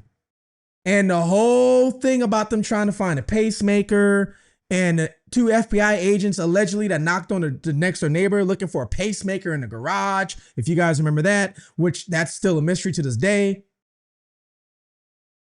You guys see? There's the heart. There's the pacemaker. The pacemaker is right below your shoulder blade. Right there. So what they do is they go into the same incision because pacemakers they got to change the battery once in a while and just things like that. So they go into the same incision, take it out, replace it, do what they got to do and close it back up.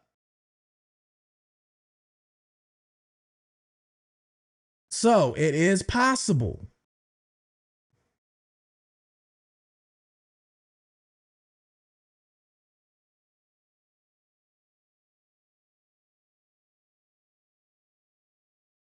Could this be a reason why she was bleeding? Why she was coughing up blood, they say. Remember, they said she coughed up blood. Could this be a reason why she was coughing up blood? Could it be possible?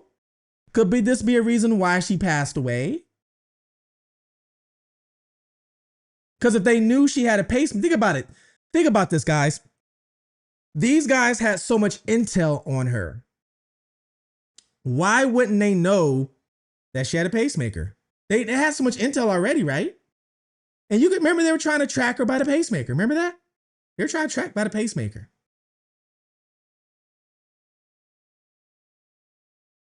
So if they had all this intel, they could have had intel on that. Yeah, Nancy's 84 years old. Her heart's not good. She has a pacemaker. All right, pacemakers are trackable by a Bluetooth system, also by Wi-Fi. You can try and track that. Well, we might have to take that out of her. We might have to take the pacemaker out of her because they can track that. Could that explain what was in the backpack?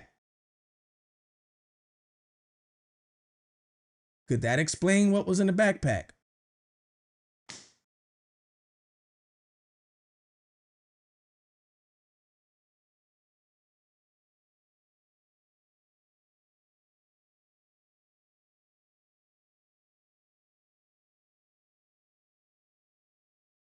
Michelle says, remember they were searching the septic tank. You're right.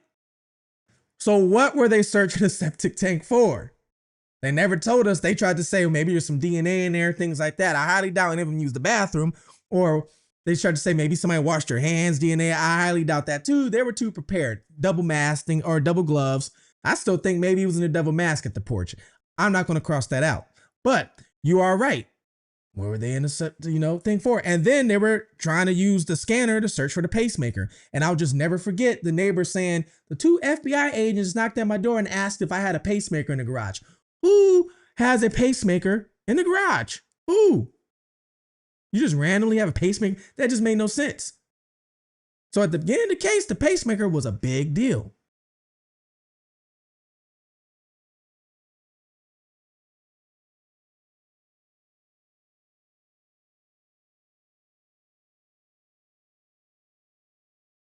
No battery, no functioning pacemaker. Correct. And now you can't trace her.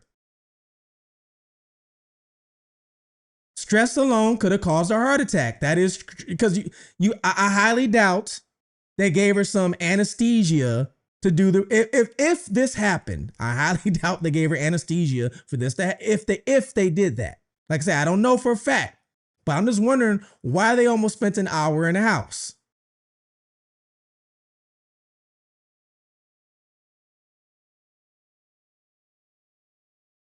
Becky says, I felt my brother's pacemaker on his left side. So yes, it's right there. You don't have to dig in deep.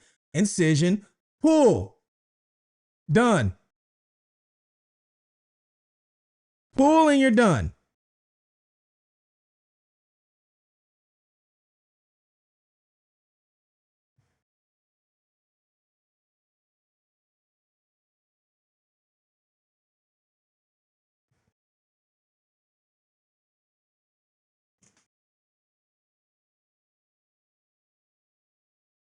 MQ says a tarp was most likely in the backpack.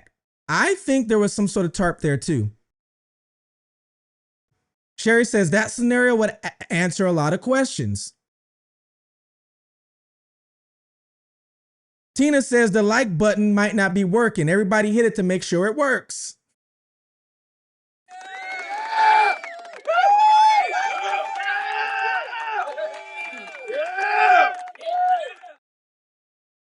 Dragon says she thinks she would have fought back.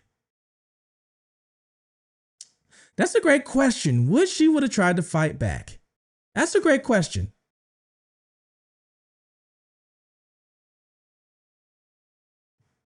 Angela says chloroform. Ooh, Casey Anthony. Look at us putting things together.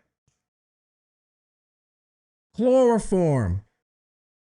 Very possible. Very possible. All right. So we're in the house, guys. In the house. And so far, let's just say our plan is working to the T. Our plan's working to the T. We're in the house. We got our target of who we came for. We got our stolen car. The driver comes up. Now we got to take Nancy out. I need some extra help. Put her in the vehicle, whatever it is, van, car. Now, me, I'm not taking no white vans because I don't want to drive around a white van at 3:30 in the morning. I'm not going to. You know why? A van at 3:30 in the morning is going to be more noticeable. It's going to look suspicious. You're in a car at 3 o'clock in the morning or 3:30 in the morning. You happen to look over the red light and you see a white van, cargo van. You might not think nothing of it at the time. But when cops ask you, hey, did you see anything suspicious at 3 o'clock in the morning on a street corner? Actually, yeah, I was parked next to a cargo van. It was all white, no windows. Oh my God, was that van used to kidnap such and such? Oh my God. But you're 3 o'clock in the morning, you're at a red light, and you happen to look over and it's like an Escalade or Kia Soul or something like that. Now you get asked, did you see anything suspicious at 3 o'clock in the morning? Nah, not really. Nah. Now you're thinking this is regular cars, right? But a cargo van's a different story. So I would not be using no cargo vans. It would be a regular SUV because I don't want to draw any attention. Why is a cargo van out at 3 o'clock in the morning in the neighborhood? So there shouldn't be no carpenters right now building anything. So it would look suspicious. So we're going to take a regular car. Put her in a regular car, right? Here's a good question. 1 or 2 cars, people? What do you think? 1 or 2 cars? Let's think about this scenario for a minute. Let's think about this for a minute. You have 3 people already. Let's say you have 3 people already, maybe even 4. Where's Nancy going?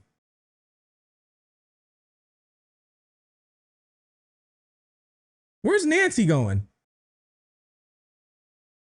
In the middle, in the back seat? Possibly. Could be. But where's Nancy going?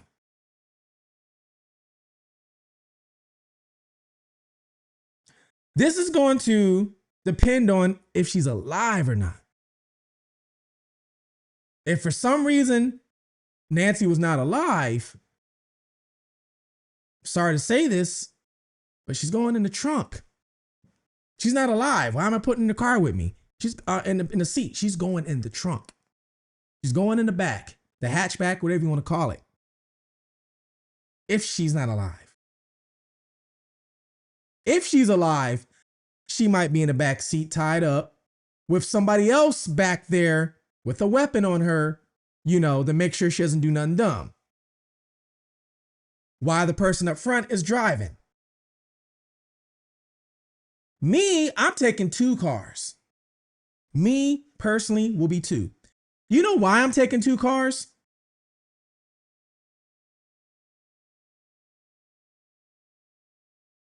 Especially if you have 4 people. If there was 4 people there, remember I told you, one of them is expandable. One's expandable.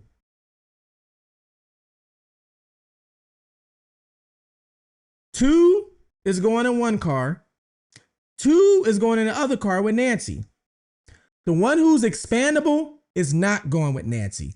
I don't need them to see where Nancy's going or anything. The person who's expandable is getting in the other car with the aggressive guy, the guy who does not care, the guy who was the hitman for the mob, whatever you want to call it. This guy is getting in that car. This guy thinks he's about to get his reward money or his money for doing the job because they promised him some pay. They're going to drop him off and get him a steak dinner. They promised him a dream and everything else. So he gets in the second car and this guy's all happy. And he's like, yeah, we just did this, da da da da da. And the hitman, wherever you want to call him, aggressor, he's taking this guy out to the desert somewhere to meet his last breath. Bye-bye. You're out of here. You're gone. And that's the guy I just got from the park that I needed an extra body or some sort of foot soldier I knew about or something like that. You got to go. You're out of here. Sorry, buddy. Bye. Sorry to say it, but that is the way it works when you're doing this type of life. And then the second car will have Nancy in it with the two individuals, the driver and the person watching Nancy or making sure she don't do nothing dumb.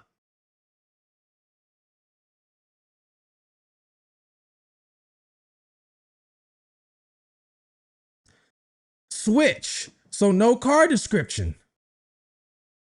You dump first car. See, you guys are gay. You guys, yeah, look at you. Look at you.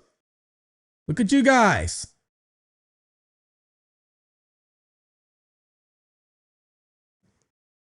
So yes, that guy's got to go. And he's not going the next day. He's not going next week. He is going that night. You're getting rid of him that night. He's got to go. He's off somewhere in the desert. Bye. By the border somewhere. He's got to go. Now here is the $1 million question. You're in the car with Nancy. Where are you taking Nancy?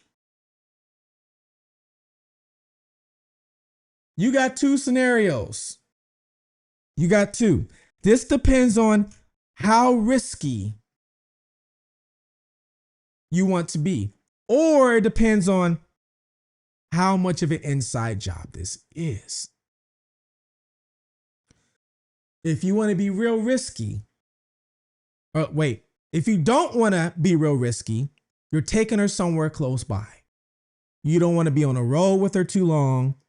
You don't want to have her in a car too long. You're already driving a stolen car. The car's chopped up, whatever it is. You already got the other guy in here with a weapon holding, you don't want to get caught like that, right? So if you don't want to take no risk, you're taking her to some sort of safe place that same night.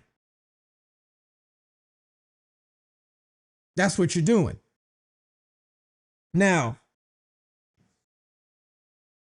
here's something I want you guys to think about. The note said that she is buried with nature, right?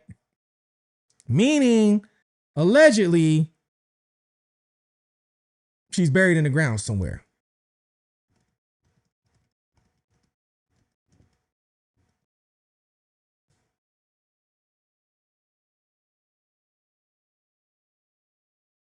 So, let me look at something real quick.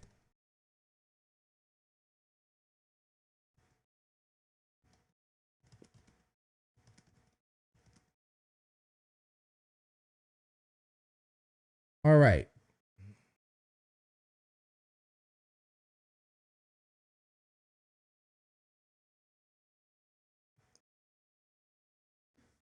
So you have to remember you're in Tucson, right? You're in Arizona. So you're in the desert. And depending on the time of the year, that ground is not the easiest to dig. It's not. So you're not always going to have, let's say, the softest dirt, and you probably aren't always going to have, let's say, the hardest dirt. Depends on the time of the year. But you got to be prepared for this. So the ransom note says she's buried somewhere. Here is the kicker right here. If they really took her to some safe house, and let's say she's close by, let's just say she is close by. Let's say that. And let's say she was alive and then passed away within a day or two. Okay. Then that means somebody's got to go outside and start digging. Somebody has to go outside and start digging. Now, where are they digging at? If Nancy is close by, and it's happened within a couple days or a day, this is when the media is all in hype. This is when everybody's out there with their drones. This is when YouTubers out there on their bikes and e-bikes running through the desert trying to find Nancy. Multiple people out there with drones looking at the desert. You got to remember, this happened within the first few days. So if the second ransom note is right and it says, hey, she's buried with nature now, that means they had to bury her quickly. And if she's close by, that means they buried her somewhere close. Now, how did they get away with that if they're close with all these drones and everything flying in the air trying to look for her in the first place? You think that they would risk, hey, Jim, go out there and dig a hole real quick. And then a drone comes by. Oh, we see somebody digging a hole.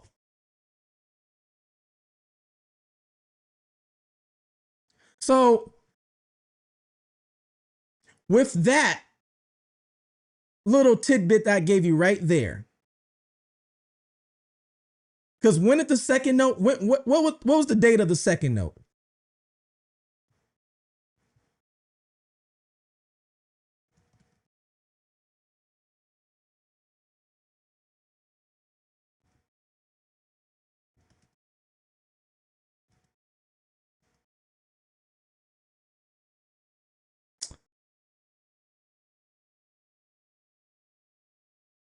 Because we all know February 1st was, but when was the date of the second note?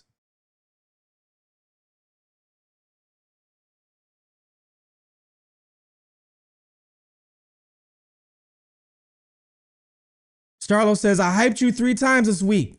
I'm denied now. Thank you. Thank you. Thank you, though. I really appreciate that. Says the ground would have probably been hard. So if the ground's hard, I don't know if you guys ever dug a hole that deep to bury somebody. Hopefully you haven't. Hopefully you haven't. But if you know anybody that has done like some sort of ditch work, just ask them, how hard is it to dig a hole? Especially in the desert with rocks. It's not easy. I've never done it before, but I know it's not easy. This is why they had prisoners back in the day out there chopping with the rocks and all that stuff. It's hard work.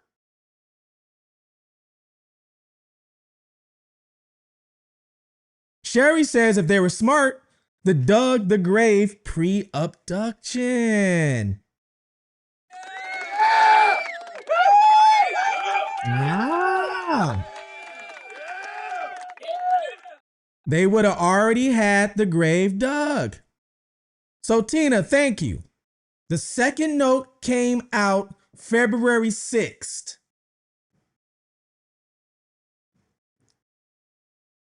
Meaning, if this is legit, she would have had to die in between the first note and the second note. That only gives you what, a couple of days or a day. It doesn't give you that long. Meaning she had to die in between the two. They had to have a hole and they had to put her in the hole. So if she's close by, and let's go back to the knowledge of what Sherry said. Let's go back to here. Let's go back to here. Let's go back to this. They would have had to have the grave dug already, right? It's already a hole. Do you think if she's close by and they already had a hole dug and they got cameras and drones in the air, how would they would have hit the hole? Maybe some trees, some shrubbery, maybe. But that's taking a big risk. Think about it. That is taking a big risk. You just kidnapped, okay, Savannah Guthrie's mom. You know darn well it's going to be all over the news and everybody's going to be looking. You know.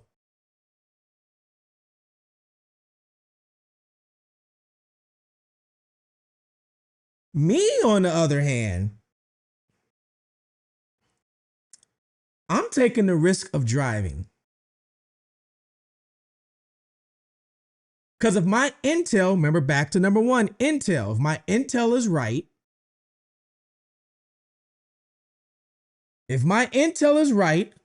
I'm taking the place of driving. So and I'm driving out of there because I don't want to be trapped in that area. All those cops, all those journalists, everybody, you're trapped in the area.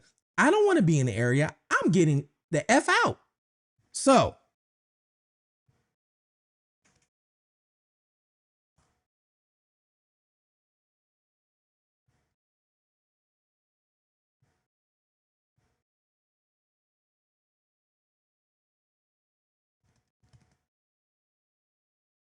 number 3 on the list,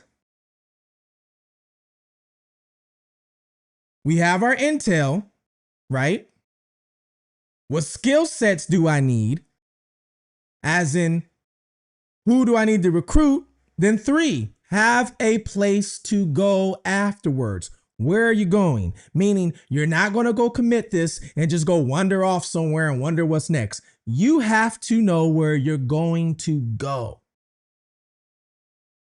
And that place you're going to, is everybody going with you? Or some people staying behind, or some people getting terminated? 4,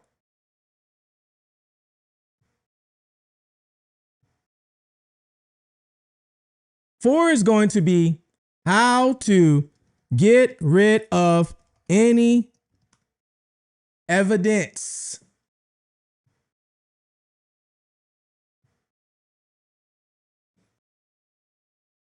The gloves, the mask, all that's got your DNA on it. The clothing, the backpack, the car or the cars. Where are they going? Where's all this stuff going? Where can I take all this stuff to get rid of the evidence to make sure this stuff is never found again?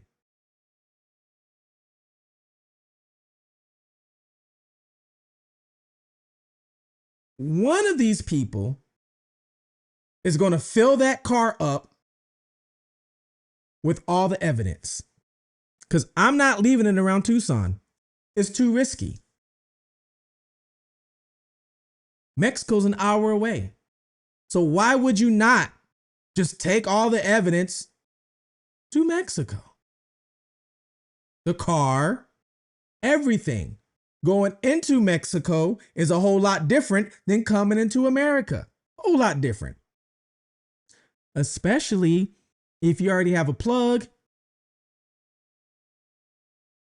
You think Mexico's recording every plate that crosses the border? Hell to the F. No, they're not. Pay the border patrol something, he can let you go. Here's $100. So see, oh, thanks. Like 10,000 pesos in Mexican money. So I'm taking all that stuff to the Mexican border and I'm dumping it all off down there. Down there, you can burn a car, you can burn up the evidence, and nobody gonna say nothing. Now, if you would have burnt the car in Tucson right after all that happened, don't you think that would have been over the news? Oh, wait, there's a car over here burning. Looks like a Kia Soul.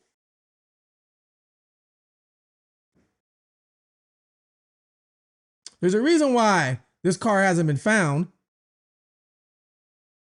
They figured out how to get rid of it. If this car is ever found, I would be so shocked. But I believe the car is long gone. I don't think the vehicle's ever going to be found. That one anyway. But I could be wrong. I could be wrong.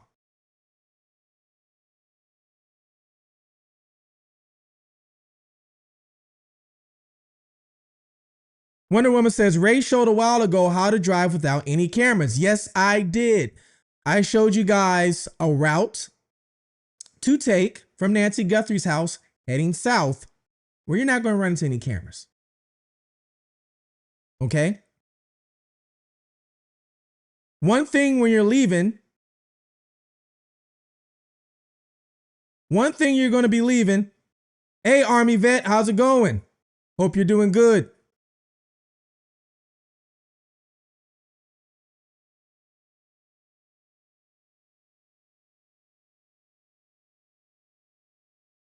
The one thing when you're leaving, okay, guys, you are going to have to avoid cameras. Not only just avoid cameras, you are going to have to avoid making left-hand turns if you can. I explained this before. When I was on the run, and you know what? And some of it's still in me to this day. Still in me to this day. Actually, Army vet, now that you're in here, I think it's you. You know about signals, right? Let me know. I think you're the one I saw that knows about signals. But when I was on the run, I had to avoid detection. Now, this is before I got fake IDs and all this type of stuff, right? I was driving.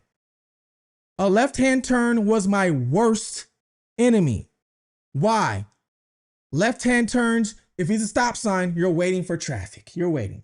Not only that, if it's a stoplight, you're waiting for your light to turn green. Then you risk a cop getting behind you that's bored and just wants to run your plate now. Because you're in a left-hand turn, you're stuck. So I had to figure out how to get to where I'm going, making all right-hand turns. Even if it took me out the way, I'd rather make a right-hand turn so I don't have to really wait for this light to turn green.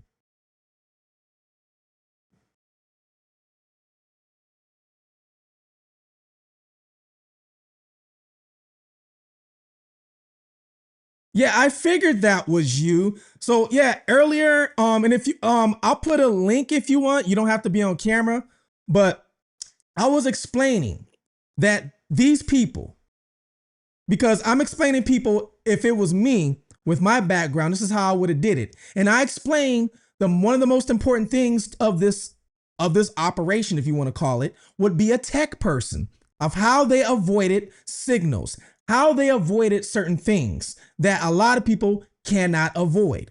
And I was explaining that earlier. If you want, I would like you to come on here because I know you know about, I've seen you, I think, sometimes explain something about signals. So I would like you to come on here and explain exactly, break it down, you know, for people, because I really couldn't break it down too much. I just know there had to be a tech guy involved to avoid what they avoided. Becky says, too much time and risk to get to Mexico. That is true. But you're looking at somebody right here in the flesh that went to Mexico on the run, that went to Canada on the run, went to Greenland on the run. I went to Iceland on the run. I worked at the airport in New York City while a fugitive. So you're looking at somebody that took those risks. So if I can take those risks, somebody else would take those risks. But the thing is, when you're taking those risks, you have to know exactly what you're doing. That is the trick. If you don't know what you're doing, then you're probably not going to take it.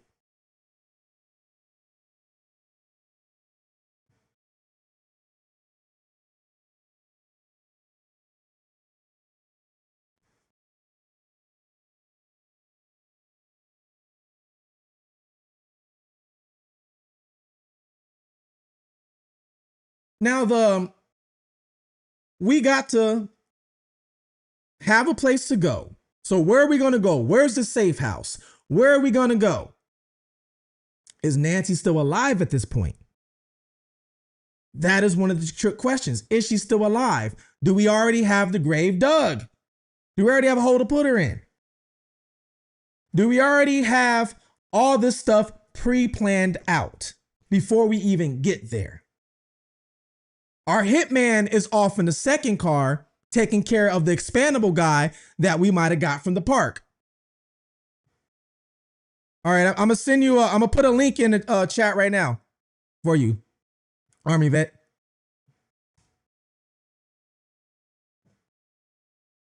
Yeah, Army vet was explaining these signals, and I caught it in the middle of it, and I knew exactly what he was talking about because I said from the start that they had to have a tech guy that was able to help them pull this off.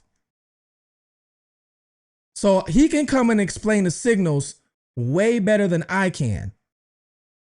And the funny thing is, I was talking about these signals to a retired person that deals with communication and things like that. I think they're in the Air Force though. Person I was talking to, somebody I know personally.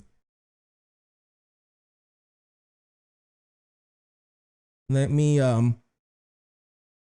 pin this.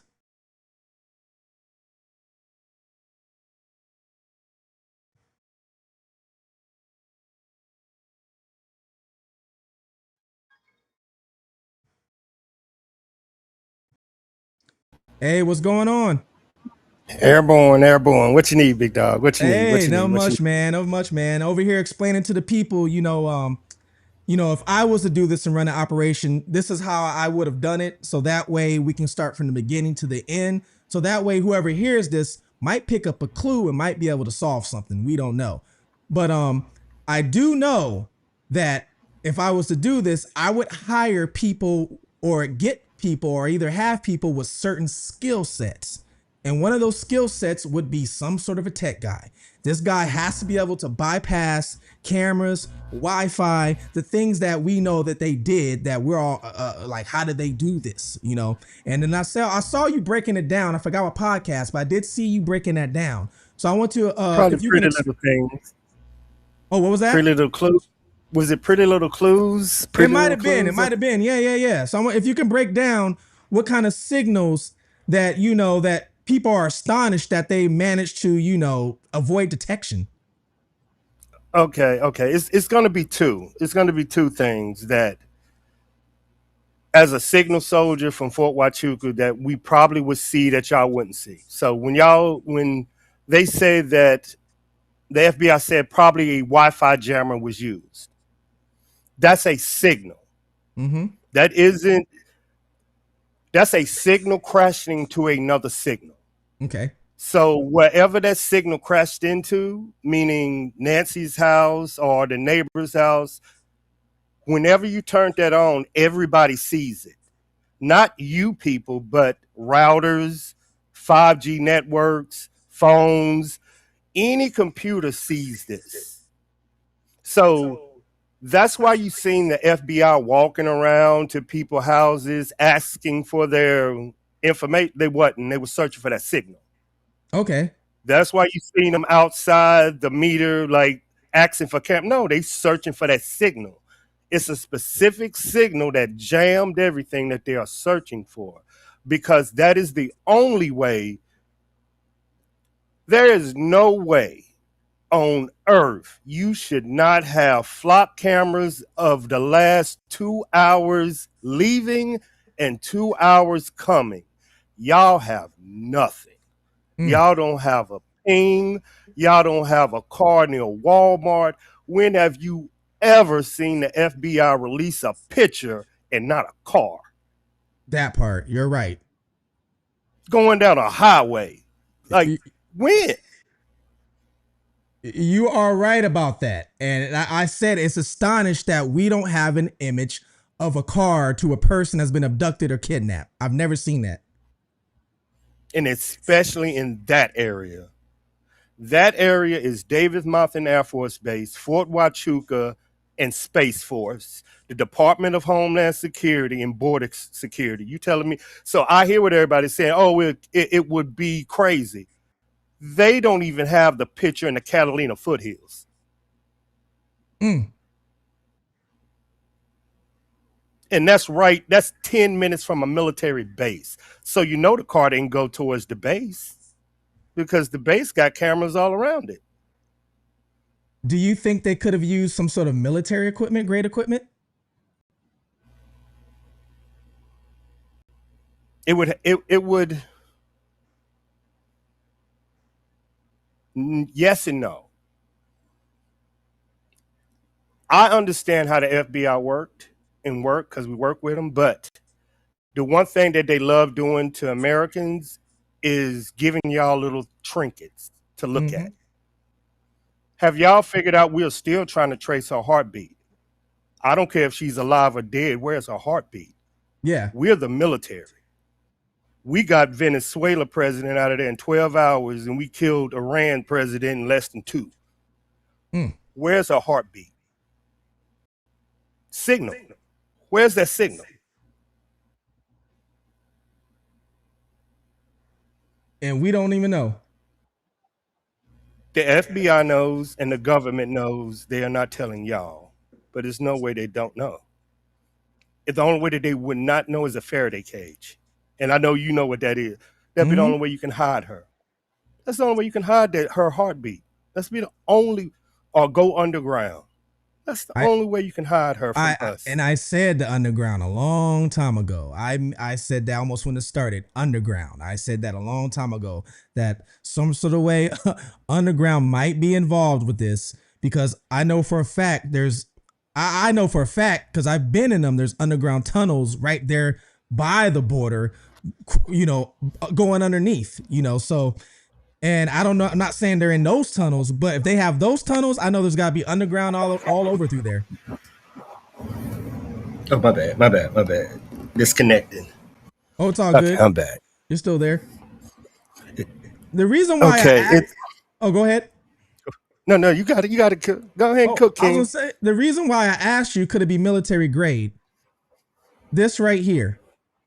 So, man, I've dug so much stuff on Nancy Guthrie from day one. It's ridiculous. So I don't know if you ever heard of the name Abanusi that was floating around. Okay. It was the Iranian last name. So I dug so much information on her because her address was associated with Nancy Guthrie for some reason, all kind of things.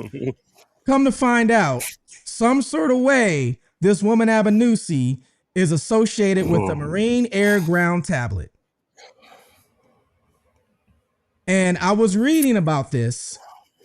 I don't know exactly what it does. You said Iranian? Yeah, she's Iranian. And her husband's Iranian. She's an inventor, actually. So she invents a lot. She has a lot of inventions. And she also has a health thing. In some sort of way, Nancy Guthrie, when you look at her like background, they cross paths. All right.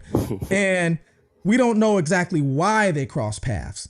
But this lady has all these inventions, and I'm not saying she invented this, but her partner that she invents inventions with has something to do with this tablet that is used in the military. And if you read it, it says Marine Air Ground Tablet is an end user device that was designed by Marines to enable now it says design, but not put together, detailed mission planning, increased mission effectiveness, improved debriefing tools. MAGTAPs support majority of Marine Corps' existing tactical missions, streamline the tactics, techniques, procedures used by operators. MAGTAPs provide a consistent, intuitive user experience with reliable software applications. And then if you read to the bottom, it says secure Wi-Fi solution provides ability for users to move between nodes throughout the battlefield without the need for reconfiguration. And it goes on to tell you other things like streamlined chat enables all users to communicate on a network quickly and reliable. And there's other things that can connect to this, I guess, that can make it more secure. Have I heard of it? Yes. Is there more? About 90%. I need you to research Handela Hack Group. She's attached to them. Oh, wow. Where is she from? Iran. Are you kidding me? Type in Handela. What? Handla. You probably don't want to put this on the screen. That's they are one of our biggest at Fort Huachuca. They're one of our biggest threats. Mm-hmm. So you finna see the hacking threat coming from Iran. And just while you hunting for Handela Cyber Group, ask your computer what have Handela hacked since the Iran war. All of it. That's where this is going. You see it now, I'm sure. This is just recently too, May 11, 2026. Iran linked hacker. Wow. So you mean they hacked the FBI? They hacked the FBI surveillance technology in the Nancy Guthrie case. They knew what they were seeing. They knew what information they had. You have this. They don't. So don't say much because I know you want to deep dive in it. Don't say. That's why I didn't want you to. This right they here. hacked. They were the one that hacked Cash Patel. But they covered that up because you need to look at the Red Hook program of the FBI. That's what they had. That's why they moved their house from Tucson to Arizona. And they created a bubble from Fort Huachuca, and we gave it to them so they can store that information in this case. So you mean to But tell me there's two I'm sure you're entities? seeing it. Oh yeah, there's two entities now Mm-hmm. that goes back to an Iran connection, and then the Iran war starts right after this. I'm gonna tell you something even more shocking. Allegedly, the same signal at Nancy Guthrie's house Uh-huh. was at the missing general's house. The generals, And like guess the scientist thing or whatever. And guess where we found that other signal at? Iran. What? And I'm Why not you think shocked by. Trump? I'm not shocked by any of Why this you either. think Trump? Why you think Trump and Cash Patel said something so quick? Y'all ain't gonna find out what happened. Come on now, stop. I brought that up in one of my videos. I said, "Well, how did Trump get involved?" Especially with his when they asked him the question, he said, "Oh, we have a solution." I was like, "What does he mean by solution? What is it? What? Name, Either you name the finding the last lady time or an you're not." FBI Name the last time an FBI director got involved in a missing case with an 84-year-old woman. Come on, that's Cash Patel. Hmm. That's Cash Patel, y'all. Come on now, that's Cash. You already had somebody on this case. I'm definitely going to look into this. That's crazy, ain't it? What you saying? Yeah. That's So, and it's crazy. crazy. And we just now talked, and I happened to bring up that name, and I told you Mm-hmm. and you're like, "Well, look, wow, That's crazy. wow." So I wonder when I keep digging if there's going to be a connection between these two. Wow.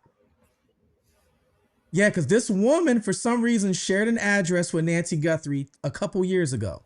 They shared an address. And the woman also, she owns about 10 different companies. She's got money. She's wealthy. And two of her companies have to deal with, one of them is almost like Botox, but she invented some sort of new way to keep people looking young. And so I'm wondering, I was like, did Nancy use her company for something like this? We don't know. That's the issue, is how the connection is. Wow. Another hacking group, Hack Striker, up in Arizona, the I've medical heard of company. them. I've heard of them actually. I've never went into them, but I heard of who they are. Wow, theirs is just recent too, March 2026. Why you think you Medical haven't device. heard anything about? Why think you haven't heard anything about her pacemaker? Because now they are blocking the signal. Hmm. They know it too. Could that Allegedly, y'all. Allegedly. yeah. Okay, gotcha. Could that explain why I was bringing this up earlier? Do you remember when Brian Enton, I don't know if you saw that, he interviewed Nancy Guthrie's neighbor, and she was saying the two FBI agents wearing the hoodies, and they asked her if she had a pacemaker in the garage. And she was like, felt like, why are you asking if I have a pacemaker in the garage? And then she called, like they left, they checked their garage out and then left. And she was talking to her friend. And then the friend was like, are you sure they're real FBI agents? Because they didn't show any ID or nothing. And she goes, oh, well, maybe they weren't. So then she called the police or law. And then she said within an hour, everybody showed up at her door, was searching, asking her questions. And then she said later on, they said, yeah, the one woman was an FBI agent, but we don't know who the other guy was. So could that have been two people looking for the signal you're talking about?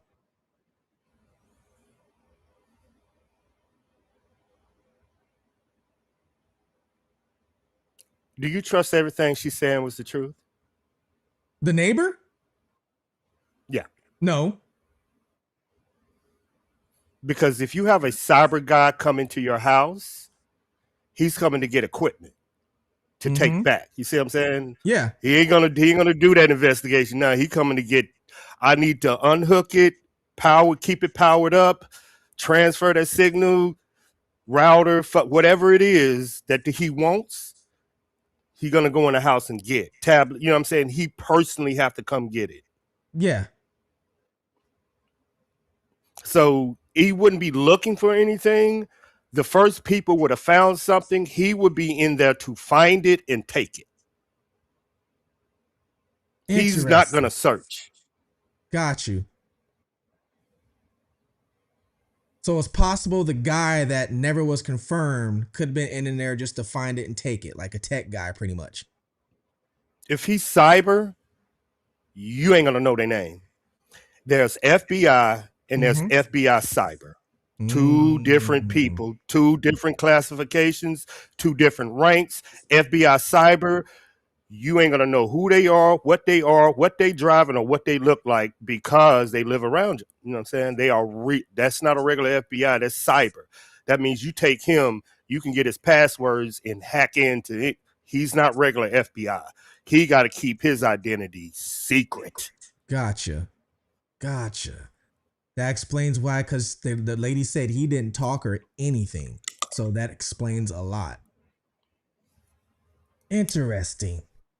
So come to Remember, find this is out, just my job. Yeah, this is just my job. I'm cyber. I'm not local police. I'm not FBI. I'm cyber. So he's asking me cyber questions. yeah, I'm not law enforcement.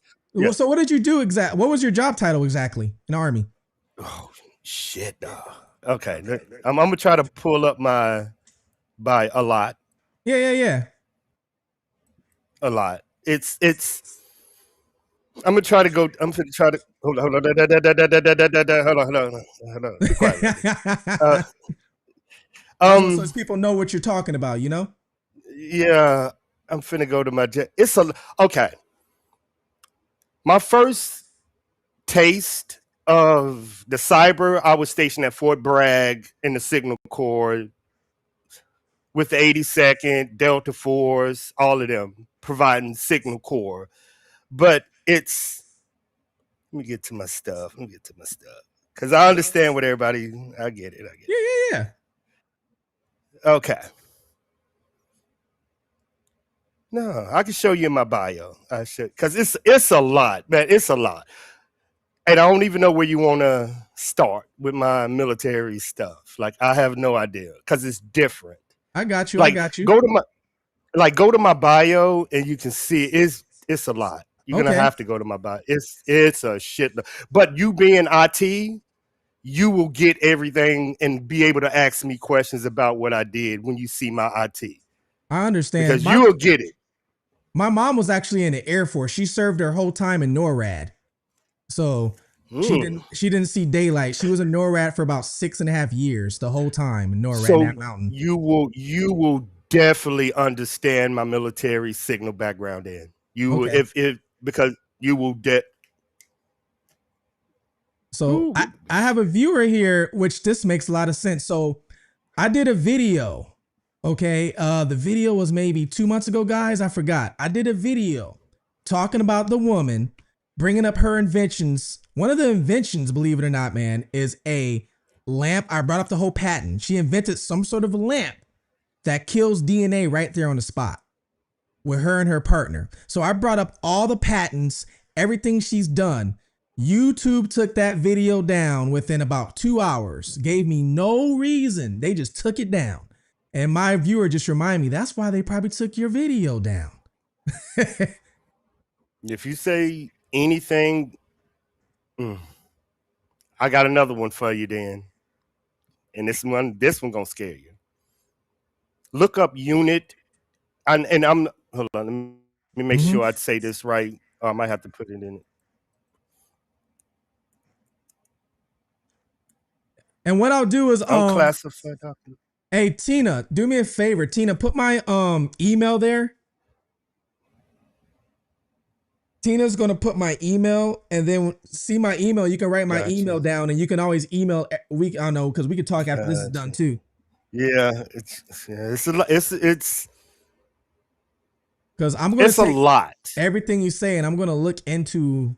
I'm gonna look into this. That one right there, what you're looking at is a story by itself. Like, and I'm surprised that should tell you the media.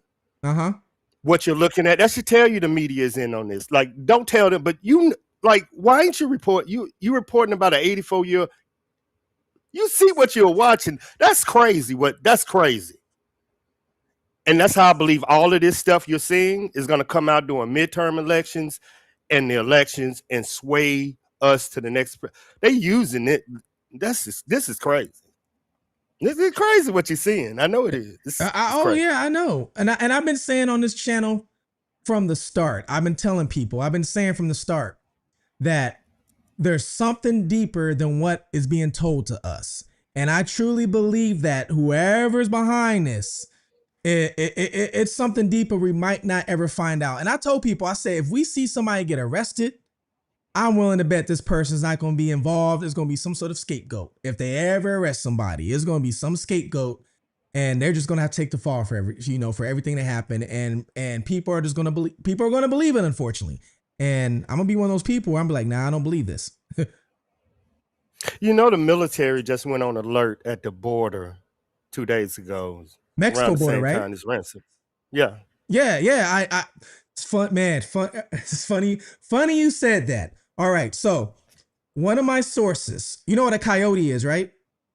Yeah. All right. So one of my sources, coyote work pretty much. I don't name who he was and things like that. But after this happened, he told me that they had to seize their little operations at the border right after this happened because FBI was down there looking for a body by the border. So they had to seize things.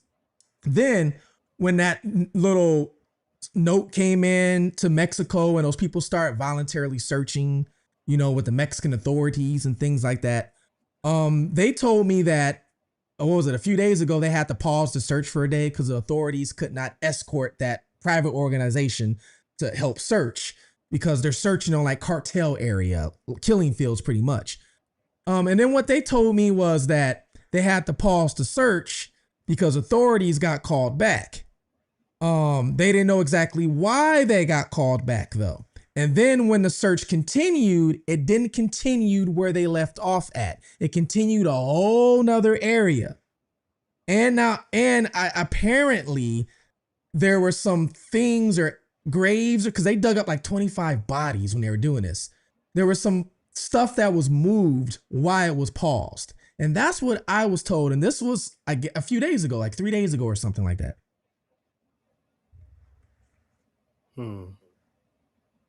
So, yeah, I don't know exactly what's going on down there with the border, but I do know I found it strange that after all this happened, all hell broke loose with Iran. We went in there and took El Mencho. All hell broke loose right after that. It was a chain of events. Epstein files dropped. 6 hours later, Nancy's taken. Oh, now we're at a war Iran. Oh, now we're in Mexico's taking the leader. It was weird. See, I don't know the public, but just military by itself. On June the 23rd, the National Guard counter drug program went active, meaning we are now inside Mexico. And just like you have a connection, my connection was this. I asked somebody on the border in cyber over in Mexico, on their side, what is it? And this is what, if Nancy is close to the border, this is what that cyber person I know dedicated to me said. He is saying the United States do not want to share intelligence of what they know and what they think, because if they share it with Mexico, it might get back to where Nancy has been held, either in Tucson area or around the Mexico area. So that's why they don't want to share intelligence at the border, because they don't know where the information is going to go after they speak, because they don't trust the government. So that's why, even if in that high populated Spanish American area, it would be good to share the information, but United States intelligence don't want to share. Even Nanos, even the FBI director was like, why didn't you share with the Mexican? And it's like, we don't trust them. So they're not sharing information. And you know this, if you don't share what you... Yeah, there's no trust between the two. Yep. So yeah, I know that for a fact. Yep. Yeah, amazing. And it has to play in, and it has to play into the investigation. It has to. With this high population Spanish American Has to. And now you said you any. What are you doing? Yeah, I mean, it makes sense, right? And it's like, how did so you have the they were able to bypass these signals. They were able to do this stuff that an And who average person and who can't do. and who does it well besides the people that do it every day? Mm, Crossing the border. Come on, who would do? They cross the. Come on, you see what I'm saying? Military, we know.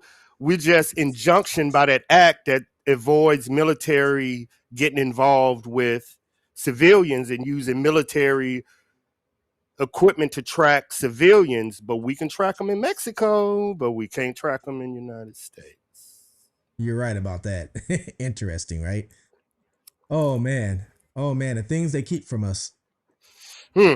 Like you said, the little Hmm. tidbits they go out there and don't tell us. I heard it was a mistake when they were out there looking for the pacemaker with the helicopter. I heard that was a mistake. They accidentally let that go. That we weren't supposed to even know that they can Yep. track the pacemaker, Which is a Fourth Amendment violation. Mm. That I didn't even think about that. Wow, I didn't even think about that. Searching for people money is a Fourth Amendment violation. That's true. Searching for people webcams is a Fourth Amendment violation. Mm. Searching for people IP addresses is a Fourth Amendment violation. So yeah, they exposing a lot of stuff the government is spying on Americans. We can track, you understand now, we can track any medical device on your body. Yep. Get it, huh? Yep. Fuck your Patriot Act just went up. We can track, just left. Actually, it's funny you said that. It's funny you said that. The woman I brought up earlier, one of her inventions deals with that. One of her patents deals with tracking medical devices. It's funny you brought that up. I'm telling you, this woman had like 11 patents, and every patent you look at, you're like, why? Why? And then they all go back to some sort of military website or something. All of them. And it makes you wonder, like, was this, because I know in military, they were like, let's say we would go sell weapons to a country, then you guys will go out there and train that country on how to use the weapons, things like that. And does it ever like reverse to where like we would buy technology from another country or something like that, and then they would show us how to use it? Does that ever happen? Do you remember, and this, you're going to love this one. Do you remember what we did to the Iranian nuclear plant back in the day? What's that worm called that we built? You remember that hacking thing, Stuxnet? Okay, Remember yes. Stuxnet? I know a little bit about it. What you are seeing now in the world of AI, while you don't see anything, is Stuxnet into this is 2026 version. This is how, when everybody was like, you better be worried about AI, what if I was to tell you Stuxnet is AI, and the governments from North Korea, China, Russia are using Stuxnet against us? And real quick, for the people that don't know what Stuxnet is a highly sophisticated state-sponsored computer malware discovered in 2010 that infiltrated and physically damaged Iran's nuclear program, widely believed to be a joint U.S. and Israel cyber weapon. So pretty much in fifth grader terms, they gave them a computer virus that downed their nuclear system pretty much. Oh, real? Oh, they don't think. Believe me, y'all. I only go on certain people channels. They know I'm real. Name real, my background real, all my stuff real. They know it. I'm just very secretive because I'm real. Oh, I believe Oh because yeah, there's some stuff you're bringing up. Like I said, we've never they know. spoke before, and some stuff you brought up, and these people who's been following me and watching, they know that some of the stuff you brought up, it just connects, and it's like, They, wow, some of the stuff I brought up but is this connecting with what you're saying. But what you're, I'm different. Everybody knows me outside your sector, so it's different. But y'all were about to see more of me. The 11 missing scientists, the missing general, because a lot of DOD or us that used to do this job are coming to the YouTube to share what we know, to share what we know. Y'all don't believe us, and we go right back in there, then terrorists come get us. But we try to share this with the American public. This is why they silence all these little scientists and the general, all the UAP, all the new drone technology, all the stuff that y'all really want to know. When we speak, y'all doubt us. And if we was to speak like this in open public, China would want us, Russia would want us, because it's not what we say, it's what we used to do and what knowledge we have of what we built, what make us dangerous. And the government isn't protecting the knowledge that built these drones, these high performance weapons. We did this. So instead, the new tactic isn't, well, I'm not going to attack you, America. I'm just going to fucking kidnap the people that made the fucking weapons. Kidnap your mind. So the people that y'all see, America, this is y'all just fucking feeding these dudes to the fucking lions. This y'all. Can't fucking blame nobody but yourself. You feeding your own information to the lions. And China, Russia, North Korea, I just go across the border and kidnap one of y'all. Y'all ain't gonna care. Oh, UFO. Y'all ain't gonna care. Y'all ain't gonna care. Y'all care more about an 84-year-old woman than missing scientists that tested nuclear weapons and nuclear technology. That's crazy to us DOD guys. That's fucking out. It's insane to us. And you know why? I think a lot of it has to do with media. They're putting that out more than they're putting out the missing scientists. You see a little tidbit, but not as much.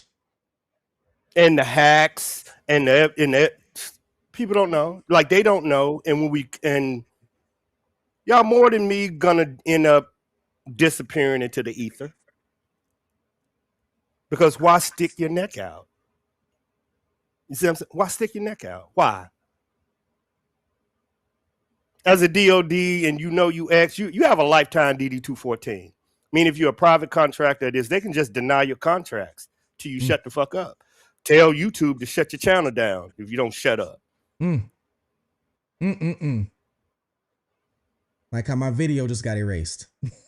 Man, that easy. That was the first time that's ever happened to me. I woke video gone. No nothing. No, like, oh, you got to trim this out. No, just gone. And I'm like, what? And it happens to be that video of me getting dig deep into everything. I was like, okay, I see how it is now. Maybe I'm onto something that I have no idea. But yeah, I know exactly what you're talking about. I'm down here in Florida, and we got Lockheed Martin right here in Orlando, an hour away from me, one of their headquarters. Who? Lockheed Martin. I know. Lockheed Martin got hacked, right? Yeah, I heard about that. Was it Iran? That I don't know who did it, though. Oh, so it was them. Interesting. Handela, who you looking at? And that information is nothing unless you have somebody to unlock it. The missing general has a clearance to unlock Lockheed Martin. You have to have a key. You can get all the data you want to. Somebody still got to type in. See, this is what y'all. This is so far over y'all fucking heads. We play. You know what I'm saying? In certain areas, we get questioned by ex-FBI. We got to play in private. You know what I'm saying? We got to have conversation with people in NSA and Military X, or with station in Iran, so we can really deep dive in how this is happening. But like you're saying, we can't have these on open forums. They will either deem you this or deem you that. So we get in a circle of like-minded think tanks.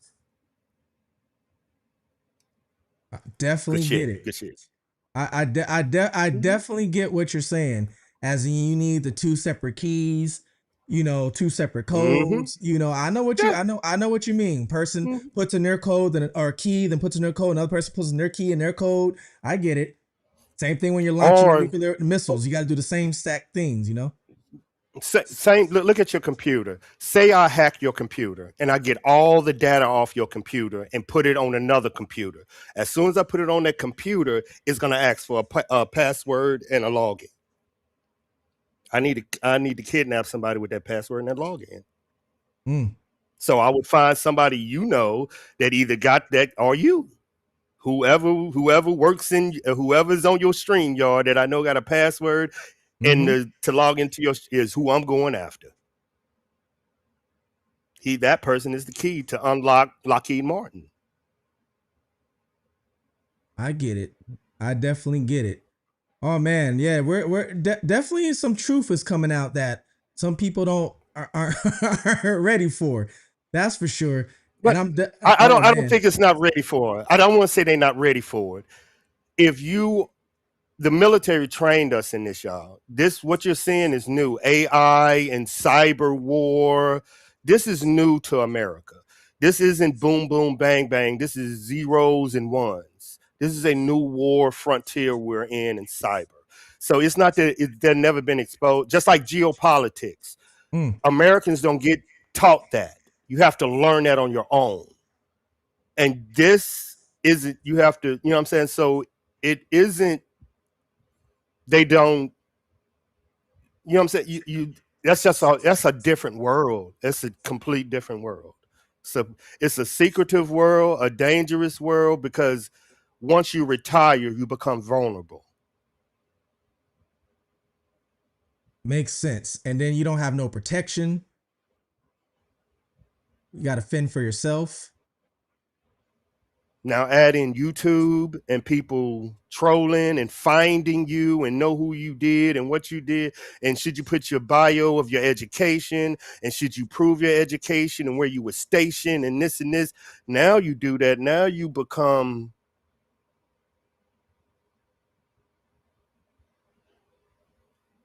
a target. Oh yeah, I get it. And it's all for your brain. Yeah. All for your brain. My mom, I told you she was a Nothing. NORAD. Her part of her training, because this was back in when was she? This was a long time ago, early '80s, late '70s, somewhere around there. Part of her training was torture training.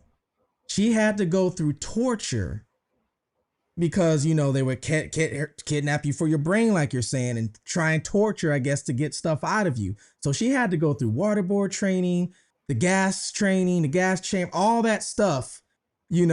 So in case she ever got captured, it'd be harder for them to get information out of her. Until this day, my mom, she's tough. She's old, but she's tough. But I remember her telling me that she had to go through all this training, you know, for a while, she said, and it was painful, but it was pretty much torture training just in case, because she had a target.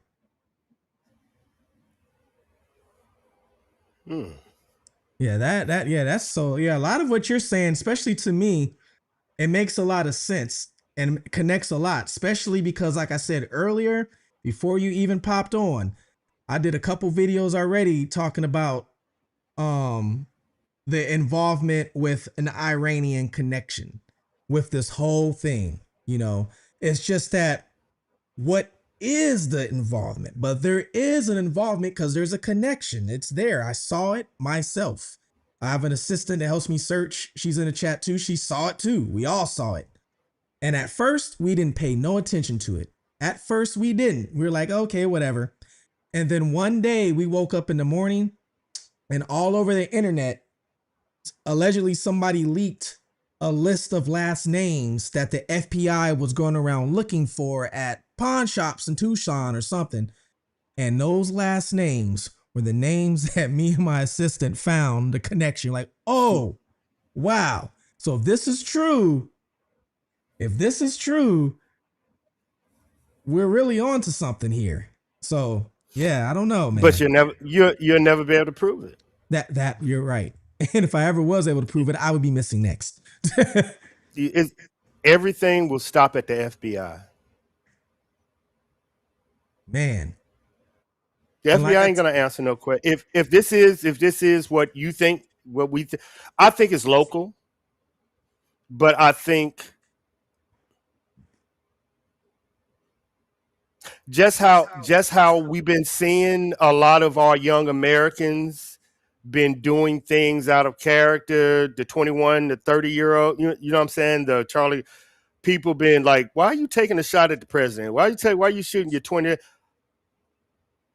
Behind the scenes, I think they're being manipulated in discords. Like I believe these young dudes are being by they don't know who, making them do things. So I honestly think it's coming from overseas, of course. Of mm-hmm. of of course. Research Influence. what no, it's more than influence. Oh, you think like MK Ultra type? No. It's cut. They are actually doing it, and the DoD has classified it. There are you need to ask yourself. The America need to understand Iranian, and this is you can research this. Iranian bot farms have entered YouTube. This is what you're saying in the Nancy Guthrie case. Iranian bot farms entered the Nancy Guthrie case. Iranian bot farms have entered the Nancy Guthrie case. This is cyber what we're fighting too behind the scenes on YouTube. You see what I'm saying? Wow. It's a lot going on. It's a lot going on. So when I'm telling you, he's verifying another show, a whole other show. Cyber. But now you see what I'm saying about a cyber, and Americans don't even know what's going on. Yeah. Wow. Okay. Crazy, ain't it? That's Yeah, crazy. it really is, man. It really is. Yeah, this is a whole nother show that after I research all this can go into and break down. A whole nother one. You got to record the video just in case they take that video down too. Mm-hmm. They have no idea. and this one, that's why I don't want to say these names, because you remember right before the war, Trump had all the internet providers in his office. You remember that? Like nobody paid attention to that. They had YouTube, Amazon. They put new internet laws on the Iranian war and what you can talk about on YouTube. Yeah, he even had Mark Zuckerberg. Y'all didn't even see that. Yeah, every internet IP address company have strict laws about what we are talking about. Don't talk about it. They even told the media, don't talk about it. Now you are seeing them learn with us. We don't supposed to even be talking about this. Wow. And if you was to reveal this to American public, it would be America has slept in a penthouse and think they're safe for such a long time. But if you're an American that went overseas, you know this is smoke and mirrors. And this is going to be the first time the United States realize they are not safe. And what would that do to the American public mindset? People think about crazy. It. You know it. You know this. There you go. You know it. There are Americans that are Americans, and there are Americans that went outside and seen how ugly this world is. And like, y'all don't even understand what's out there. If y'all understand it is here, Jesus Christ. Yeah, people will go crazy. I mean, people go crazy over a natural down here in Florida. People go crazy over a hurricane. So I can just imagine something like that. And you have it. You have the information, but yeah, you can't share this with the American public. Yeah, you know what I'm saying? You can't. Not with everybody, that's for sure. Not with everybody, because some people are gonna look at you crazy. Well, awakening. There are 10%. I like that quote. I shouldn't be talking. You're right. You are directly awakened soul. Yeah. Preach, sister. God, dude, you are 1000% right. Yeah, we gotta do? Figure out some code talk. That's what has to be done. Got to figure out some sort of way Now, to dumb it now, down and code now, talk something. You know? now, it's a lot behind that I would love to talk because it got a lot to do with 9/11 and 9/11 and her quote taught me something. Being in cyber, it taught me something. And you can hide, or you can hide in the open and be a threat and give them mutual fucking what is it called? Mutual, when both parties blow up. What is that called? Mutual. Yeah, Oh, I know what you're talking about. kinda. You don't think because I know CyberNet and I designed this and we designed this after 9/11 that I didn't write a back door? I wish they fucking would. I'd take this whole goddamn country down.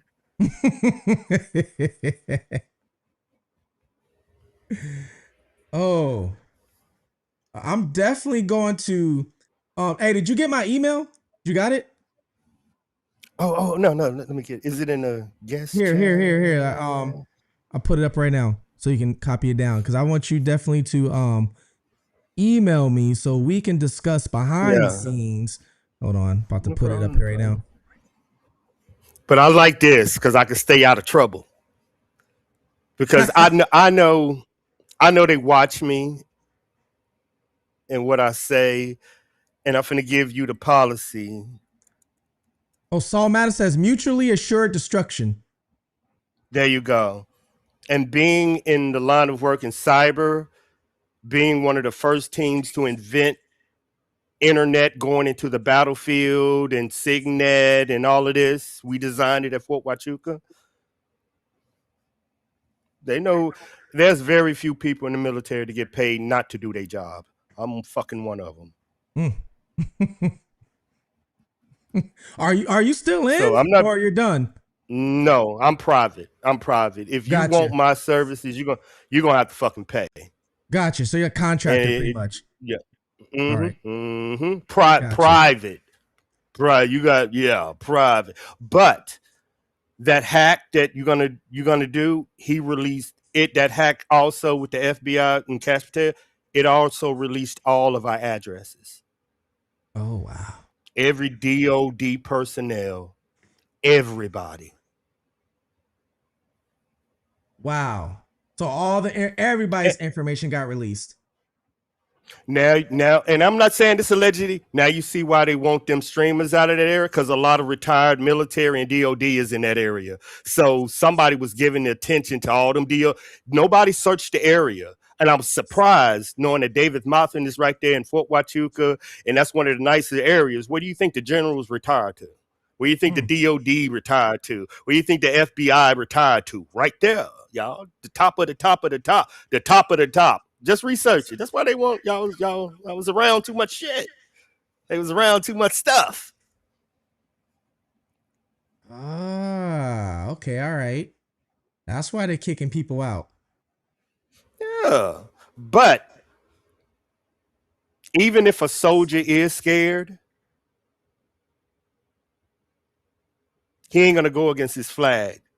He gonna be like, I don't care if it does. They should have the right. You know what I'm saying? So no Yeah. matter what it is, that's why I think he fell back, because what would he do? And I've this is my boys, my homies from Fort Huachuca, and they was like, what they gonna do if these soldiers show up out there with their cameras? Oh man. Yeah, we're definitely Exactly. gonna have to. We're gonna definitely talk because I'm gonna research some of the stuff you told me and make sure you email me too, brother. So that way because I'm gonna put this connection from what I found and what you told me. Oh my god, I'm almost You scared gonna cook. You gonna oh cook. You man, gonna because what cook. I You found gonna earlier and what you cook. told me. Oh man, I don't think people are gonna be ready. Then I got to figure out how to demonstrate it too with certain ways. Oh yeah. Oh man. And wait till you take a hint at our water supply and who done hacked into that. Mm. Wait till you find out who have control of our water supply. Oh, I'm writing a note. And Writing a note with that. Oh mm-hmm. wow. Wait till y'all find out. And it'll tie back to why we're in Iran and why y'all like, well, why is he threatening to bomb them? If he pours in y'all water, he gonna nuke that area. Believe me. But cook player. I'm giving you. I see your brain working. I see it working. I see it working. Man. That's what I Everybody do. knows when That they tune into me, I go deep. I try and get more deeper than everybody else done because I have an advantage of looking at finding the loopholes and finding the information in between or that everybody else is passing up, so. And I realize I have yeah, I have that a, advantage, so a certain spark. things I can find. You have a spark. It's called a spark, and that's what I do. My job isn't to be right. My job isn't to tell y'all a lie. My job is to give somebody a spark. He got it. Y'all see it. A spark. Not it's the spark of imagining like, when the last time y'all thought about like, that means you're connecting something that wasn't there. Your brain is starting. Mm-hmm. Your brain is a muscle, people. If you don't use it, you're gonna lose it. And having somebody to spark it, just okay, okay, okay. And you start shaking that head. That's it, y'all. So it's not about me right or wrong. It's that spark. It says, make sure you filter the video, Ray, because they're definitely going to take it down. Oh yeah, I'm cutting some stuff out. Don't worry. Yeah. Don't worry. I am going to be cutting some stuff down, and then I'm going to Cook. I'm definitely gonna hook up with you, but they calling me from the office. They calling me from my dog. I'm go right on watching you. I'm ahead. watching Yeah, you, yeah. big dog. Cook. Go right on ahead. All right, man. I'll talk to you later. Tina says, Ray finds out facts that others never do. I try. So what do you guys think of that? For you guys know that I did the whole Iranian breakdown with the woman. And then he comes in here and gives some more information that connects. And it all started with when I showed him that device. It all started when I showed him that device. So am I on the right track? Am I on the right track that maybe these people don't want people to see?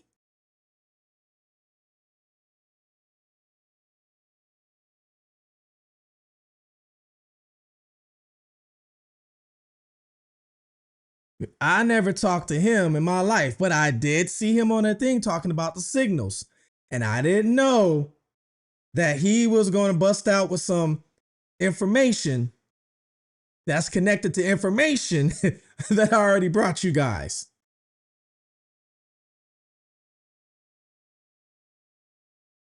That is crazy. Saul Madison, who was it? So he is ex-military, soul. Ex-military. I actually saw him in another YouTube channel demonstrating the signals that whoever took Nancy Guthrie was able to dodge and things like that. And he just happened to pop up in my chat, and I realized, hey, hold on, that's the guy who's talking about the signals, because I just got finished talking about you need a tech guy to do what these people did. Asked him to come aboard and explain these signals. So he started explaining the signals. And as he's explaining the signals, I'm thinking to myself, wait, hold on. I did a video 2 months ago, 3 months ago about a device that this lady from Iran maybe invented. Could this device help with those signals? I show him the device. The next thing you know, he's like, hey, look up this. Oh, man. Oh, man.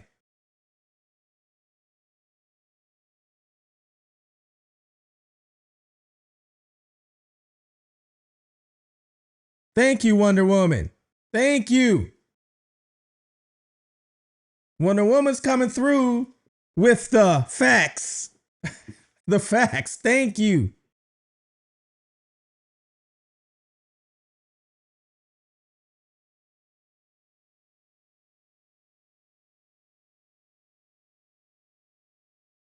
Hey y'all, you know what movie I just watched the other day on Tuesday? You know what the movie I watched Tuesday? Disclosure Day. Did y'all see Disclosure Day yet? I watched Disclosure Day. Why is this making me think of Disclosure Day? I don't know if you guys saw that yet. It's making me think of that. Something's got to be disclosed. What's going on here?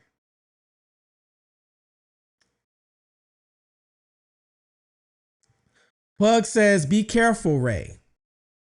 Oh, man. One thing I am good at is looking over my shoulder. That's for sure. I'm good at looking over my shoulder. I back into all my parking spaces. I back in my garage. I look in my back seat.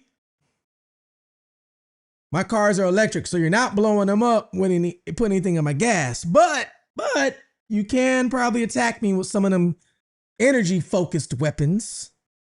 I don't think there's a way to block that.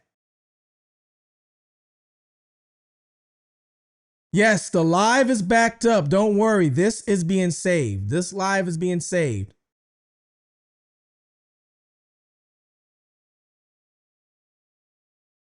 What actors are in it? It's a Steven Spielberg movie. I can't even say his name. Steven Spielberg.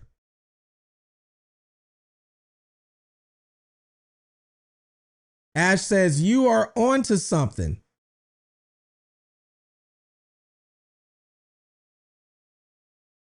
And the strafe said, you said it months ago.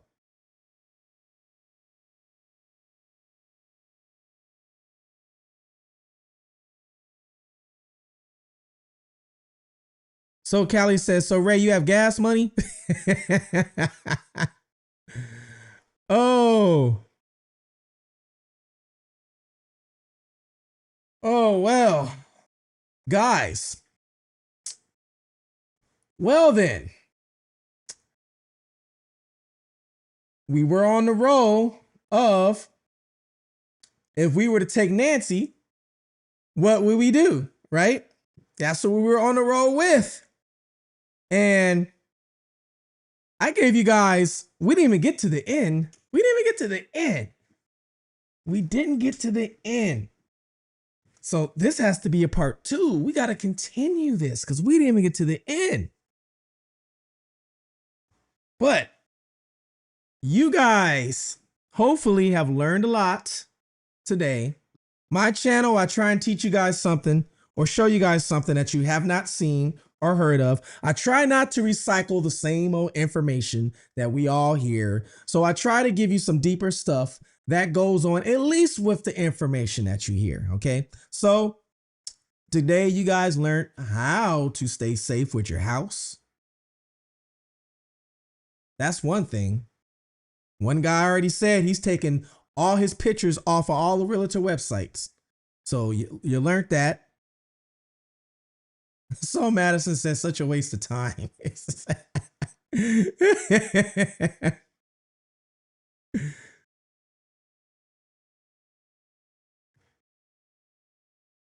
Ray, you are phenomenal at your craft. Thank you so much. Kat says first time here. Welcome aboard. Julia says, do I check under my car and check under my bed too? I'm not saying why. Are you hiding under there, Julia? Julia's hiding under my car. I look under there. It's Julia.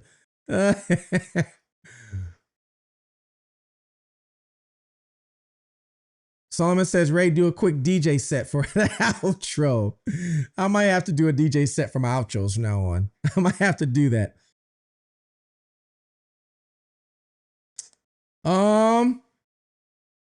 Well, what do you guys think? What do you guys think about the chat? I'm going to continue this. We're going to do a part 2 because I didn't even get to finish. But I know it's actually good that there's going to be a part 2 because I'm pretty sure you guys got so much information and just 3 hours that you've probably got almost all day. And that was my whole goal. I didn't even know Army Vet was going to come in here and give us even more information. But my whole goal was, when I did this chat, was, to put my shoes, and if I was the one to abduct Nancy, but at the same time to show you guys something, that this is how the stuff works. This is what people do. This is what they think of. And at the same time, now you know what they think of. You know what they do. Now you can possibly try and keep yourself safe. You can possibly try and keep your family members safe, because nobody out here wants to be, even if it is some deep hidden state, from Nancy Guthrie, if it is, you still don't want to, people go missing every day, every 5 minutes. I got so many missing cases on my phone. My phone is filled with missing people cases. Sad, but it's true. I work on so many cases that it's crazy. I wish there was a lot more hands and more of me, but I work on so many cases. And the hardest part about all of it is picking and choose which case to work on. That is the hardest part of it. Very hard, because I don't have that much time. So it's hard, but hopefully you got enough information today to where you don't have to be, or you can try and prevent yourself or a family member from being in my phone to be that next case, if you know what I mean. Tina said this was worth skipping the laundry. Man, I got to go do laundry, actually. Wonder Woman says, thankfully, I was here for it, because I was here from the beginning in case it disappears. So Callie said, this is deep.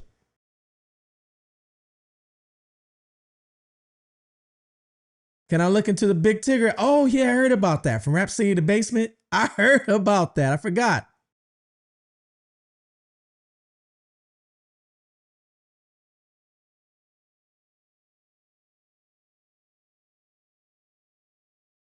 Thank you for the fair use. Thank you, Laura. I appreciate that.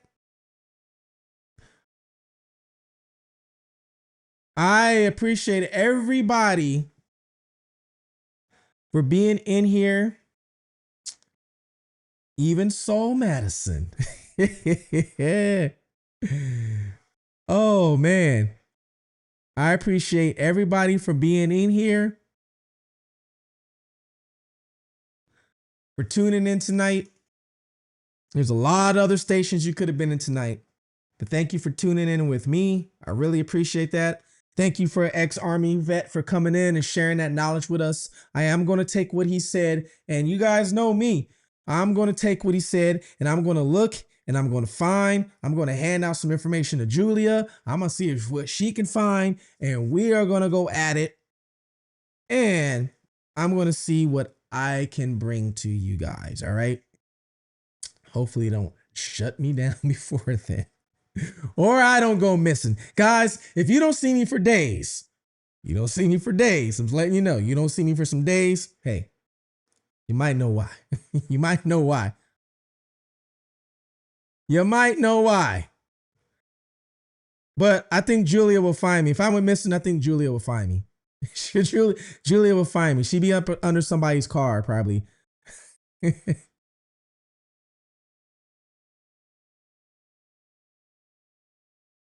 Tina says, check out the replay of Chris McDonough from tonight. I will check that out. I will check that out. I could be your psychic correspondent. I enjoy your channel. Thank you so much. Stay safe, Ray. Stay strong. I will try to. Julia says, thank you for this amazing show tonight. So much info. Go digging. Thank you for the chat. For the spaghetti tonight, for watching Ray's amazing life. Thank you, Julia. I appreciate that. Thank you so much. Wonder Woman says, me and the mods will be coming together. Yeah, you guys are probably find me. I'm pretty sure you would. I'm pretty sure you would. Texas Angel says, great channel and informative. Thank you. Dean says, do your thing. God bless. God bless you as well. Legend, thank you for coming in. Thank you so much. Ranger says images of Nancy's house are still online. Legend says I will be found for real. We need lives more often. They're amazing. I'm trying to at least do 1 or twice a week. That's my whole goal, guys. So everybody click, try and join the membership, whatever you can do to help support, because the most support I get, then I can start doing this full time, which means I can drop something else that I'm doing. And now I can do and concentrate on this for you guys, concentrate on this for helping other family members, concentrate on this that I know that possibly maybe my God-given skills and my knowledge and my expertise of what I have done can help out other people. So thank you so much. I really appreciate that.